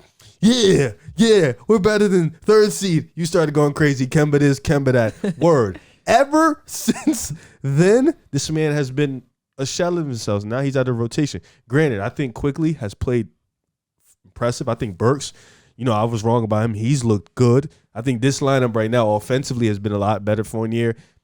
Him and Randall have a little bit of a connection, so I think their chemistry is good. Fournier has to be more consistent, but Mitch has to, he's been the same player for a while. The defense is elite, but he fouls too much, and sometimes he makes bonehead. Like he has a JaVale McGee IQ at times. Sometimes he just makes bonehead mistakes. But nonetheless, I think Kemba getting out the lineup, it probably wasn't I don't think he should have fully been taken out the lineup. Maybe, gets minutes here and spurts. Like fully taken out is insane. But at the same time, he's cooked. He's washed. He hasn't, that 20 points a game was not like it was a illusion. Like this dude is not good. And even in the playoffs when he played against you guys, like he just wasn't good. Like, and you can see it now. He isn't good. He doesn't have that same burst of speed. The jump shot is inconsistent. And if he's not scoring, he's not giving you anything else. Like that's literally it. Like he's literally Isaiah Thomas now. That's literally what he is. Like he's not giving you anything else. And I wish Knicks fans, you guys love to say, oh, we got him on a good deal. Not really, because he was literally wasting your time when he was on the court. He was wasting your time. He's put you out in bad situations. So I'm glad y'all realized it now. 20 games in, bench him. He's not good. He's washed. And I'm glad we've come to this conclusion that he's cooked. And you were wrong, and I was right. Okay. You said a lot there. You're right. Kemba hasn't been good this year, and even though his efficiency doesn't look bad, you watch the games and he's been horrible.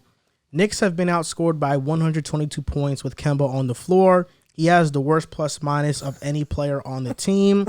Knicks with Kemba have a 116 defensive rating, last in the NBA, 27th in offense. Knicks without Kemba have a 99 defensive rating. That's the best in the NBA, 9th in offense. Now, Kemba Walker, I'll just say this about him. He's a great dude, always smiling. Always smiling. On the bench, and he's cheering. He's like our Theo Pinson this year now. He's become our Theo Pinson. And I like that, because Theo Pinson brought a lot of energy to the Knicks. Hopefully Kemba can do the same. You're right. I was wrong about the Knicks. My morale about the Knicks is extremely low. I frankly have no hope for this team. I don't think we're going to make the playoffs. Play in, possibly. I understand that it's early in the season, but there are a lot of signs that show me that the Knicks frankly just aren't going to be good. I'll first talk about this. Alec Burks in the 3 games that he started before this Denver game. I'm not sure if Alec Burks played or not versus Denver. I don't know if you can double check that for me. Right, but in 3 games at the start of this season, Alec Burks has averaged 21, 6, and 4. So he's been a spark. Kemba He did play. Okay, so yeah. So outside of the Denver game, he's been averaging 21, 6, and 4 as a starter. Kemba being benched allows Quentin Grimes to get some minutes, and I've been hoping for that. Even though I kind of want Deuce McBride to get called up and play, because I think he can bring a lot to this team right now. But there's just a lot of signs that show the Knicks aren't going to be a good team this season. I'll say this, though. The biggest reason why I don't think the Knicks will make the playoffs is because there are just so many good teams in the Eastern Conference right now. The East has become the West pretty much. I mean, you have Miami, Brooklyn, Milwaukee, teams that we know are at the top. Chicago is a much better team than us. Charlotte is there. The Wizards are there. The Wizards are there. No. Chicago what? Look, he can't say it. He can't say it. The Bulls. Yep. Uh-huh.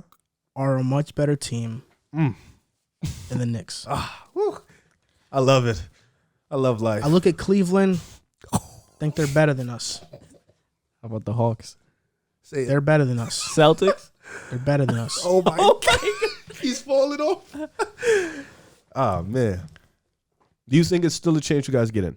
I don't Yeah. think so. Ooh. And the reason for that is because you look at the trend that's happening with the Knicks right now. Julius Randle has regressed from last season. And it's not all because of him. Well, it has mostly to do with it, but Julius Randle's not getting fouls called on him. Last season, his foul percentage was at 12.4. This season at 10.7. That's a big change, right? Randle's shooting 33.9% on pull-ups this year. Last year it was at 41.5%. Last season, Randle shot 42% on catch and shoot shots. This season it's at 31%. Randle has regressed tremendously. This past week, tough stretch of games. We faced the Suns, Bulls, Nets. We beat the Hawks 1-3. Now, these upcoming stretch of games, Nuggets, we lost to them. We got blown out. The Spurs, Pacers, Raptors, Bucks, Warriors, Rockets, Celtics. This is a pretty tough schedule. The Spurs aren't a slouch. The Spurs are a competitive team. Pacers. The Pacers compete with us all the time. The Raptors are good. They Warriors beat us L. already. Warriors is an L. Bucks, if they're healthy, it's an L. Warriors is an L. Yeah. It just doesn't look like the Knicks are going to make the playoffs this year. I was wrong about the Knicks, and I have no problem admitting it. And it sucks because last year, before the season, we gave our preview for the Knicks. Tank for Cade was the title of the video. And that was my slogan for the season, Tank for Cade. The Knicks come out and surprise me. And we make the playoffs at the 4th seed. Now this year, we get Fournier, we get Kemba. Okay, You were going crazy. best bench in the NBA. Okay, expectations are here. And it looks like we're going to get a lottery pick this season because we just don't look like a good team. I don't know what it is about me having expectations about the Knicks. When I have expectations, we stink. When I have no expectations, they're good. I think the Knicks were too good too early. We made a mistake by being good last season because we needed another player with a lot of talent. Because RJ Barrett is the only player Knicks fans are banking on to be a star, to take that leap as a star. He has the most potential on our team. And I frankly don't see RJ as a star. Can I ask you a question? Is there any chance you think Quickly can become a star? Not right now. Well, I'm saying in the coming years. I've always compared him to Lou Will. And some Knicks fans have really high expectations for him. I've always compared him to a Lou Will. Lou Will. I think that's who You he think is. he can't be a little better than that though? Maybe a little bit better. Maxey. But he's not a true point guard. I think Maxey's way better than Quickly. Me personally, I just think. Way better. Yes, I do. No, yeah, he Maxey's been phenomenal I this like year. They kind of play alike, though. I see Ben Gordon quickly. Ben Gordon. Ben Gordon is all-star. One. But you look at the Knicks. Everything that could have went wrong this season. Kemba Walker showed that he's completely washed. RJ Barrett has regressed. He's not even shooting well from 3 this season. So last year it looks like it was pretty much a fluke. Julius Randle is worse statistically in everything. Catch and shoot jump shots, pull up jump shots. He's showing very little effort. Mitchell Robinson gained a bunch of weight. He's always injured. But because he gained weight, he's not as bouncy and as athletic as he once was. That's hurting his game. Fournier is a whatever guy. Everything that could have went wrong for the Knicks went wrong. And that's why we're in this position right now. Ultimately, though, Kemba being out of the rotation is the right move. But how do the Knicks revive this season? Should they even revive this season? I've been hearing that John Wall is a potential name out there from Bleacher Report from A. Sherrod Blakely. A source close to the Knicks indicated New York may also have a potential trade partner in the Houston Rockets who are eager to move John Wall. Does John Wall change the Knicks? I feel like he played well last season coming off of 2 major injuries, but he's another guy that's out of his prime. He's closer to washed than he is an all-star. I think the Knicks, I feel like we should just get a top pick. We should just hope for a lottery chance. We need another talent. Do you think Dame? Would you want Dame now? Because you were very adamant on not getting him before. So let me ask you: do you think a Dame and Randall would make you more? And I don't want to say because I feel like that's not going to put you over the top. But would it make you more appealing to get maybe a third star to maybe uplift you up top? You think Dame and Randall could make that? Because I think Randall can be a third star on a championship team. I think he can be that Chris Bosh, that Kevin, definitely that better than Kevin Love. Relax, being disrespectful. Kevin Love averaged 26 and 14 back-to-back Oh, seasons. whoa. Kevin Love as a third star. 18 and 10. Yeah, I think Randall can definitely be that. Well, Kevin And better Love than that 'cause he plays won defense. a 3-point contest. What the hell? He's a stretch big. Randall really, I don't know if he's consistent from there enough for him to really be complimentary. Was Chris Bosh I don't- stretch big? Yeah, Yes. but Chris Bosh was Well, his- All-NBA But his guy. percentages from three weren't like spectacular. But you can still stretch. You could be, he hit mid ranges. Julius Randle, I don't really think he fits with other star players. I just really don't. I think he is either the best player on a team that's not very good outside of that 1 year with New York, or he's a guy that is gonna teeter around the league. I think you're downplaying his work ethic, and I think you're downplaying his ability to adjust. As he's shown you that he can adjust. That's fair. I'll also say this: Julius Randle needs help. He needs help. His second best, the second best player on the Knicks right Burks. now is Alec Burks. Yep. RJ Barrett can't create his own shot. Evan Fournier is inconsistent. Julius Randle needs help. Do I want Dame? I'm not opposed to the trade. I'm not. I just think that if we get Dame, it's putting tape on a crack. The crack is eventually gonna go. Okay. I don't know if he will make the playoffs with Dame for sure. There's no doubt about it. Well, what is that really doing But for you in the long what run? what is it doing us for the long term? You know, who's gonna come That's in New why I York? asked, does it appeal a third guy? It might make sense because Randall's contract is team friendly. Even with Dame, we'd probably have a max cap slot, so we can sign a lot of really great players. I'm not opposed to it. And at this point, I think RJ Barrett's value is lowering the more he plays. Yep. So now's the time to tell Chauncey, here's your motor guy. Yeah, and I think Dame can attract guys to come play with him. I think he has that ability, and people want to play with Dame. It's just nobody wants to go to Portland. So now you put Dame, you put New York together. Now it's like, hey, look, Big Apple. Oh, look, Dame's there. So it's like They're gonna go crazy. Yeah, for now Dame. it's like, yo, maybe gonna go so I do crazy want to for go there. I Dame. mean, we got Kevin Durant and Harden and Barclays. I can't go over there, but maybe I can go to the next best thing, Dame in New York. Better arena, the Mecca, Dame. Why not? You know what I'm saying? So I'm just throwing scenarios out there that because you guys can still make it work. You still have young pieces you can trade. You still have a really good head coach. You still have a GM office that's been getting better. So you still have things to look forward to, just not the play on the court at the moment. So it's still optimism in New York. You should feel like it's just tough right now because you guys just got blown out by 30. It's crazy because the best move we could have made this offseason was probably signing Caruso to be a starting point guard. Yeah, look at that. Or that year, you guys could have signed Fred VanVleet. Remember, you were I wanted campaigning. Fred. wanted. I wanted Fred. That would have been a good signing for them. Yeah, Fred is good. Should have came back home too. I mean, with the John Wall situation, is that like off a buyout? 44 mil is insane. Is that off a buyout or a trade? it would have to be a trade. Okay, then don't do that. Yeah, 44 mil is. I think even if he buys it, he's not going to New York. I think Where's he he'll going? go You to think either so? the Clippers, Miami, or the Bucks. While Miami. What you mean, why Miami? To be a backup behind Kyle Lowry? That was one of his destinations, one of the places he wants to go How about to. Brooklyn? He probably would go there too. I think Brooklyn would be good. I mean, Brooklyn would be good too. I said that I was okay with getting the John Wall if it was a buyout. If it's not a buyout, you shouldn't trade any assets for him, and you shouldn't take his contract. So then Let's just get Eric Gordon. that's out the Trade window. for him. Eric Gordon is good. I mean, you trade. You think Indiana would trade one of those guys? What? Pacers? They're For not who? winning. Wait, for who? I'm just saying. You don't No, think trade one of that for who? Like, who are they trading for? who- Talking about John Wall?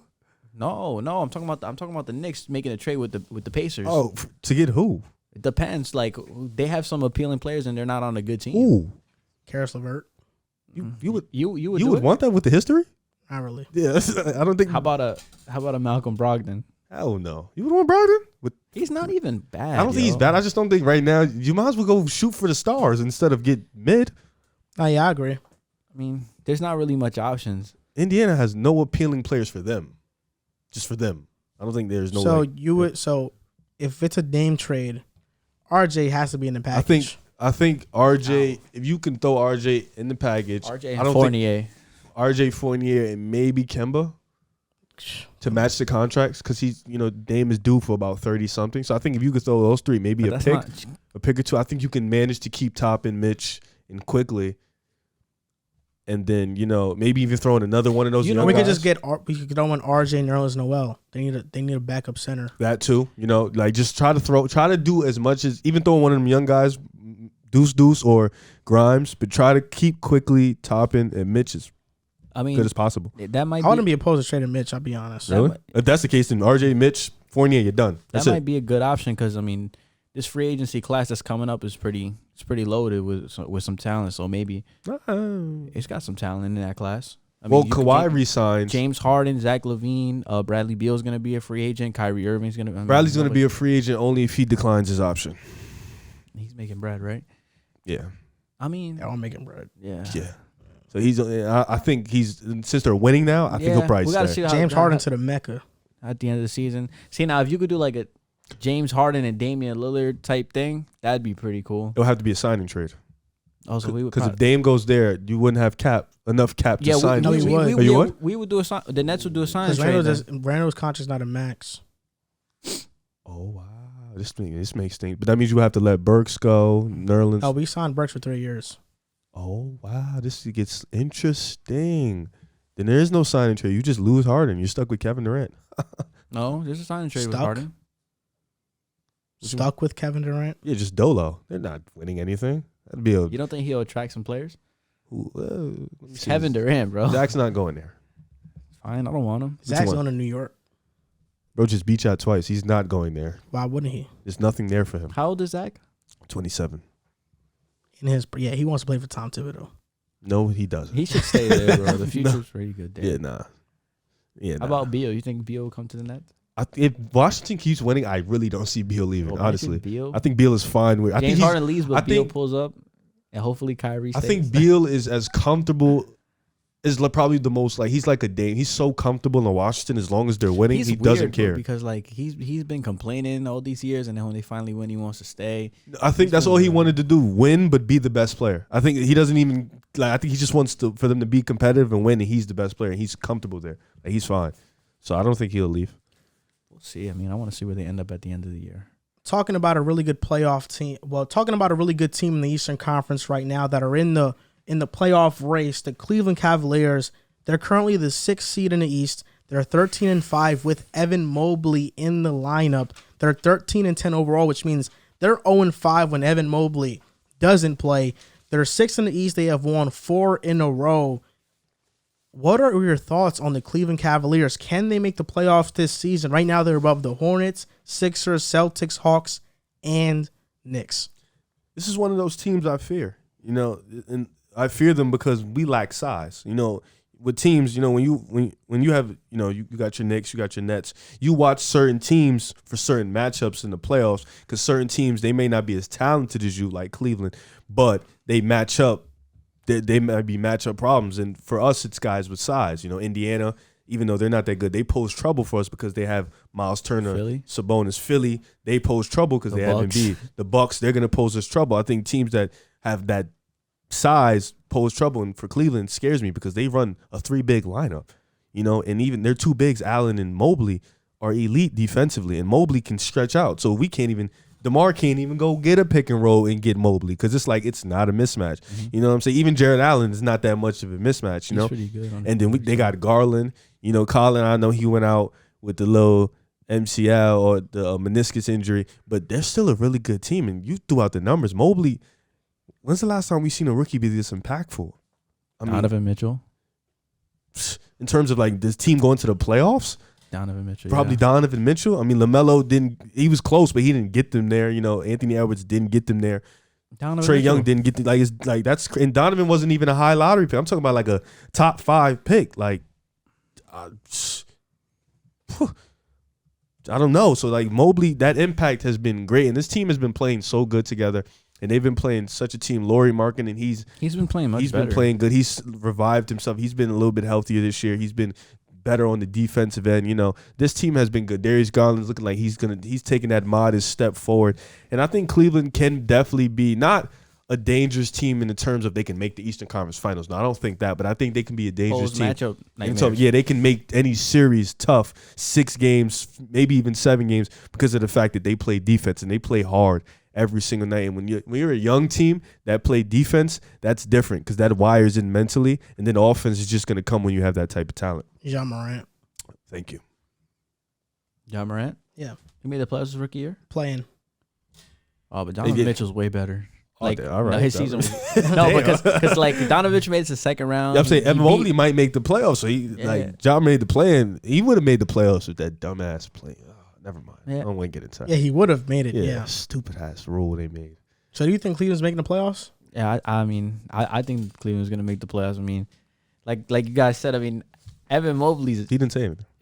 No, but like what he's been saying all year about Evan Mobley, about how impactful he is, he really is. I mean, I was looking at the statistics. I mean, you pretty much said everything I was gonna say. They were 5-0 with him in the lineup, and 13-5. He sneakily might be the best player on their team. Wait, what do you mean? He's been saying this all year about Evan Mobley. He's the one who put me on him.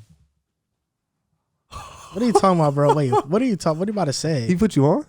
Like, I would read his tweets and then I would, do my own research and watch him play. Wow, that's crazy. That was a me and Joel take. They played us without him and we beat them with the Cavs, but I'm pretty sure we would have played that. It was a close game. I'm pretty sure we would have played that. That was definitely a you and I take, but we You pushed the agenda, OD, though. Nah, yeah, I thought like I told tweeting about okay, it. just for those listening right now, in the offseason, we did draft analysis. We analyzed each draft prospect, the top ones at least, and we did an Evan rookie of the year though. That's what I said. We did an Evan Mobley draft analysis, and in the video, me and Riv were very high on Mobley. The knock on Mobley was that he's undersized. Oh, he's 210 pounds. He's gonna get pushed around. Riv and I said no, it's not gonna happen. The other knock was that centers take time to develop. We said nope, he's already developed. He's gonna make an immediate impact. We raved about his elite defensive ability. I'm going to link the video to this segment so you guys can watch it. But also, something that caught you by surprise that I said in that video was that Evan Mobley is a better passer than Cade Cunningham, and I think he's a better passer than Cade Cunningham. Oh, yeah, facts. And that was something that you were like, you think so? And I was like, I do. Evan Mobley, he's a great passer. He's an elite defender. The only knock I had on him coming out of college was that there are times where I want him to be more aggressive. And I want him to be more assertive on the offensive side of the ball. You caught me by surprise because when me and you, when we talked about him and Cade, we said the same exact thing. So it was like, oh wow, you said that. Like we was spot on with, like we was on cue with everything, and then you said that. I was like, oh wow, okay. I even said that Evan Mobley, between him and Cade, it's really, if you have Evan Mobley 1, I wouldn't be mad. I think Evan Mobley is deserving of that one spot. Really good. Yeah, we thought those were the 1 and 2. I mean, he is. Jalen Green caught you off guard. No, I knew Houston was going to take it. I just thought Evan Mobley was the second best prospect. And Evan Mobley, to me, my comparison for him was AD, Chris Bosh. I think he has a lot of those similarities in his game. People say Jokic with defense. I don't really see Jokic. I see people say Jokic with defense. It's crazy because he's far along on defense than Chris Bosh. Like he's more AD than Bosh on defense, but yeah, he's more. I think offensively, he's more Bosh than AD on offense. Yeah, I think he's like offensively. But like even Bosh. though we could talk all day about Mobley because Mobley has been exceptional, and he leads the league in contested shots, I believe, and contesting shots. So he's been that great defensively. They're a different team. But in the chat, the pick a side chat with everybody that's on our team, John mentioned and you mentioned that he helps out Allen a lot. I think it's a little bit of both. I mean, Allen, even individually on his own, when Mobley has been out, Allen has been playing really well, putting up great numbers. Allen right now is averaging 16 and 11, has a 23.5 PER. I mean, he's playing at an all-star level. Yeah. Mobley 14 and 8 and 2 blocks, and Garland 19 and 7. I'll admittedly say that when the Cavs traded for Lauri Markkanen, I was like, wow, like having 3 bigs. Same. This is disgusting to me. I almost vomited in my own mouth. But it's been working. And JB Bickerstaff deserves a lot of credit for looking at the league and looking at every single team go small and say, we're going to do the exact opposite. And they're having success doing it. And he deserves a lot of credit for that. And even when Laurie went out, I mean, they were starting Dean Wade. He's been playing Dean pretty Wade's well playing too. well. But outside of the main guys like Mobley, Allen, and Garland, who's been very good, he's taken a third-year leap, the stats don't pop out from the last season to this season, but when you watch him play, the confidence is there. Shooting ability was always there. Their bench is one of the best in the league. I mean, Rubio, Love, Osman, even Lamar Stevens when he gets in the game. Dean Wade. Dean Wade. Kevin Love had 22 against Miami. Shetty Osman had 23 against Phoenix. And against Phoenix, Rubio had 15 and 14. So Shetty, Rubio, and K Love combined for pretty much nearly 50 points against Phoenix. And that's just off the bench, those three guys. JB Bickerstaff told Rubio before the season, we want you to be Spain Rubio. We want you to be Olympic Rubio. And you've seen the aggressiveness with them. Cleveland is a damn good team. They are. They're coached really damn well. And Garland against Washington, who Washington has been very good this season, had 38 and 10. And before turning 22, the only other two players to do that were Kyrie and LeBron James. Garland is in fantastic company. Cleveland is building something very good right now. Very special. This is crazy. And you know what's funny? People were like, when Garland came out to draft, people were questioning Garland and Collin backcourt. You know, too small, two guys that don't really pass the ball. Now that Garland has improved as a passer, when Collin was playing, Collin was just reverted to that scoring role, and Garland became more of a point guard. I think it really flipped the switch for them, and now Garland was able to take full control of that point guard ability. And now even if Collin leaves, doesn't even matter because you have that point guard, and that you're not saying Collin is fully replaceable, but you can definitely find somebody to fill in that two spot and get in there. So I think, you know, they're still in a little bit of cap hell, you know, but I think they'll be able to figure it out, especially when Kevin Love's contract eventually ends. But I think they'll definitely be able to, because he's been good, but obviously you don't want to pay him $30 million. Like, you just don't. And Rubio, you don't want to pay $18 million. I've seen on Twitter, your favorite place, I've seen Cavs fans just like kind of reminisce and say, like, imagine if LeBron James never left LA and played with this team. Like, they've been saying that, and they've been saying that this team is probably better suited for LeBron James than an LA team, a team full of young cats. So, I mean, I don't know how a team of three centers is suited for LeBron. That's what they were saying. Yeah, I think that's ridiculous. You don't. Personally. I mean, This is why I tell you don't go to Twitter. First of all, LeBron wasn't. First of all, a team with.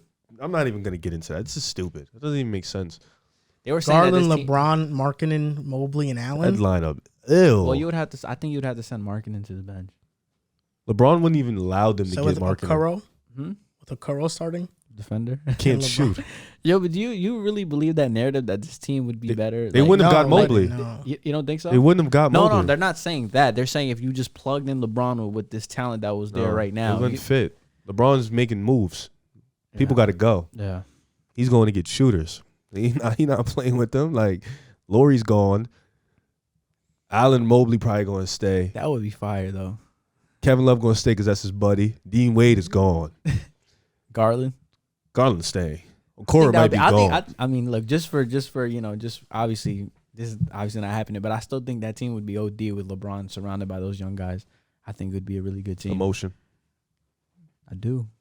Emotion. And you could take out Colin Sexton. Colin Sexton wanted to play with LeBron. Yeah. remember I wouldn't be surprised. Was that his favorite player? I just know, like, when he got drafted, he was like Second round team with LeBron? Yeah, when Colin got drafted, they were like, you know, what are your thoughts on potentially playing with LeBron? He was like, let's get to work, man. Yeah, it's come back. LeBron was not. Colin is crazy. He's like, come on, man, let's get to work. Bro scored 40 in Alabama. Yeah, it was like three On the players. 3 on 3 Five? on 5, yeah. Bro, I think he scored 50 on the Nets last year. Yeah, he gave you He 50. was going crazy that one game. Bro, He I think- individually gave Kyrie Hart and KD buckets. Cooking I him. think Garland and Mobley can be the best point guard center duo. Since better than NBA. Jamal Murray and Jokic. That's close. But potential-wise, I think it can happen. What do you think? Garland can be better than Murray. No, I'm saying Jamal Murray and Jokic, Garland and Mobley. It really just comes Who do you down give the to edge to? how Mobley looks stacked up compared to Jokic, honestly. Jokic is different. But if they win, Do you think Mobley could be sometime in the future an MVP candidate? I think he's going to be an All-NBA player. for sure. Definitely a couple of DPOIs in his back pocket. He's going to win a couple of those. Definitely going to win a couple. I don't know about So the Garland MVP. gonna be better than Jamal? I think Garland's going to be better than Jamal. Maybe Jamal is tough. I think regular I was season re- Jamal, yeah. I'm really high. Yo, Jamal in that one playoff run in the bubbles. I'm really the high bubbles, on he was Darius going Garland. crazy. Like, I'm extremely high. So, I like Garland too. I like him a lot. They're good. They have a nice future. are you talking about the Chauncey the Billups bubble was run? high on He was Garland. going crazy in the bubble. Though. Little bubble guy. Chauncey Billups was very high on Garland. They have a lot of the same attributes. Yeah, Chauncey was like the Knicks should draft Garland. You should have. Yeah, he should. Who'd you draft? RJ. In hindsight, obviously. I mean, but at the hindsight, moment, yeah, but at the moment he was on Duke. We actually worked out Garland before the draft, and we were thinking. if about you didn't taking have him. 3, you would have took Garland.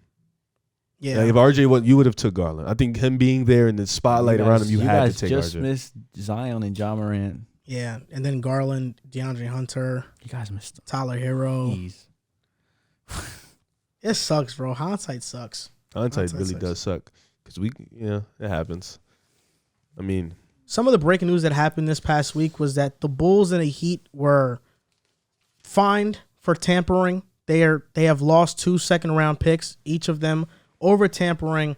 And I just want to know what your thoughts on this are. The Bulls and the Heat reaching out to representatives way too early and getting this second-round pick taken away from them. What do you think about this? I don't care. Like with the way our team is constructed, and I feel like now, being as we have a new front office, and he literally first year unloaded the tank and just went crazy in the offseason, and he hit on every acquisition in the offseason. DeMar, Lonzo, Caruso, he hit like 8+ signings. So I think being that, and now looking at us, we're looking at a possibility of us being back in the spotlight. I don't think we need second-round picks because they're going to be guys that want to come to Chicago and come play for us. So I think losing that second-round pick, it's cool. I mean, we got AO in the second round. AO, he a dog, so we got him. But I think it's cool. Like, we don't have any picks anyways. They're all damn near gone. So losing the second-round pick doesn't really hurt because right now we're trying to win. And when you have picks, you're in winning. Like, when you're in championship mode, you're not really worried about picks. You just want to win and bring in veteran guys from free agency. So I don't care about that pick. And the guys we even lost for Lonzo, Garrett Temple, like those guys, bye. Like, this is like we're good. Temple. Yeah, like cash, you can have that. Like, we're good. So I don't care about that pick. We trying to win.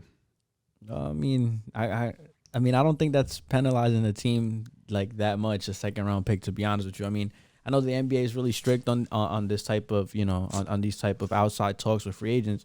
I feel like the NBA, I feel like a second-round pick's not doing much. I feel like if you charge a team a first-round pick, then that'll really be like, oh, that'll really send a message to the entire league like, yo, we don't condone this type of stuff. You guys know how the NBA works. We don't like when you tamper with players. We don't like when you guys have off meetings before free agency. So I think a second-round pick for a team like Chicago or Miami who are contenders is like a slap on the wrist. So I mean, I think if it happened to another team, a young team that that wasn't contending, then I think it would matter. But I feel like the NBA, if they want to like make sure and make this rule prevalent, that they should probably charge teams first-round picks to set an example. And talking about the Bulls and the Heat, they didn't get punished at all. The second-round pick is It's a nothing. slap on the wrist. It's honestly nothing. The Bucks got punished though, because two off seasons ago, the Bucks completed a sign and trade for Bogdan Bogdanović, Remember that. and because of the That would be tampering, huge for them too. because of the tampering thing, a second rounder got taken away from them. But also, they didn't get Bogdan, so the trade fell apart, and they lost a pick. They still won a chip. The Bulls and the Heat, they got away with this without losing the player, which ultimately is the most important part because that's what they're trying to do. I just think the league is trying to enforce these tampering rules when there's really nothing to enforce. Players are going to talk with other players.